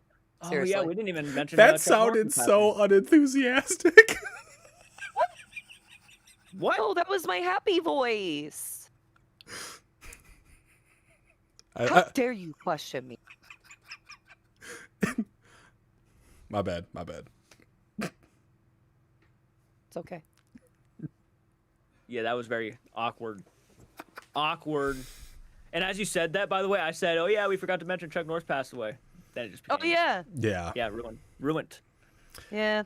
Yes, the Okay. man, You the had myth, the to. legend is gone, unfortunately. But Yep, He lived to like 80 what? 6. 86, I'm pretty sure. Yeah, 86. Mhm. Lived a long life. He definitely did. yeah, he did. Yeah, he did. All right, I do Such actually a fun thank you guy. guys. There's gonna be links to both their channels in the description probably tomorrow when I get to it. You guys can check them out.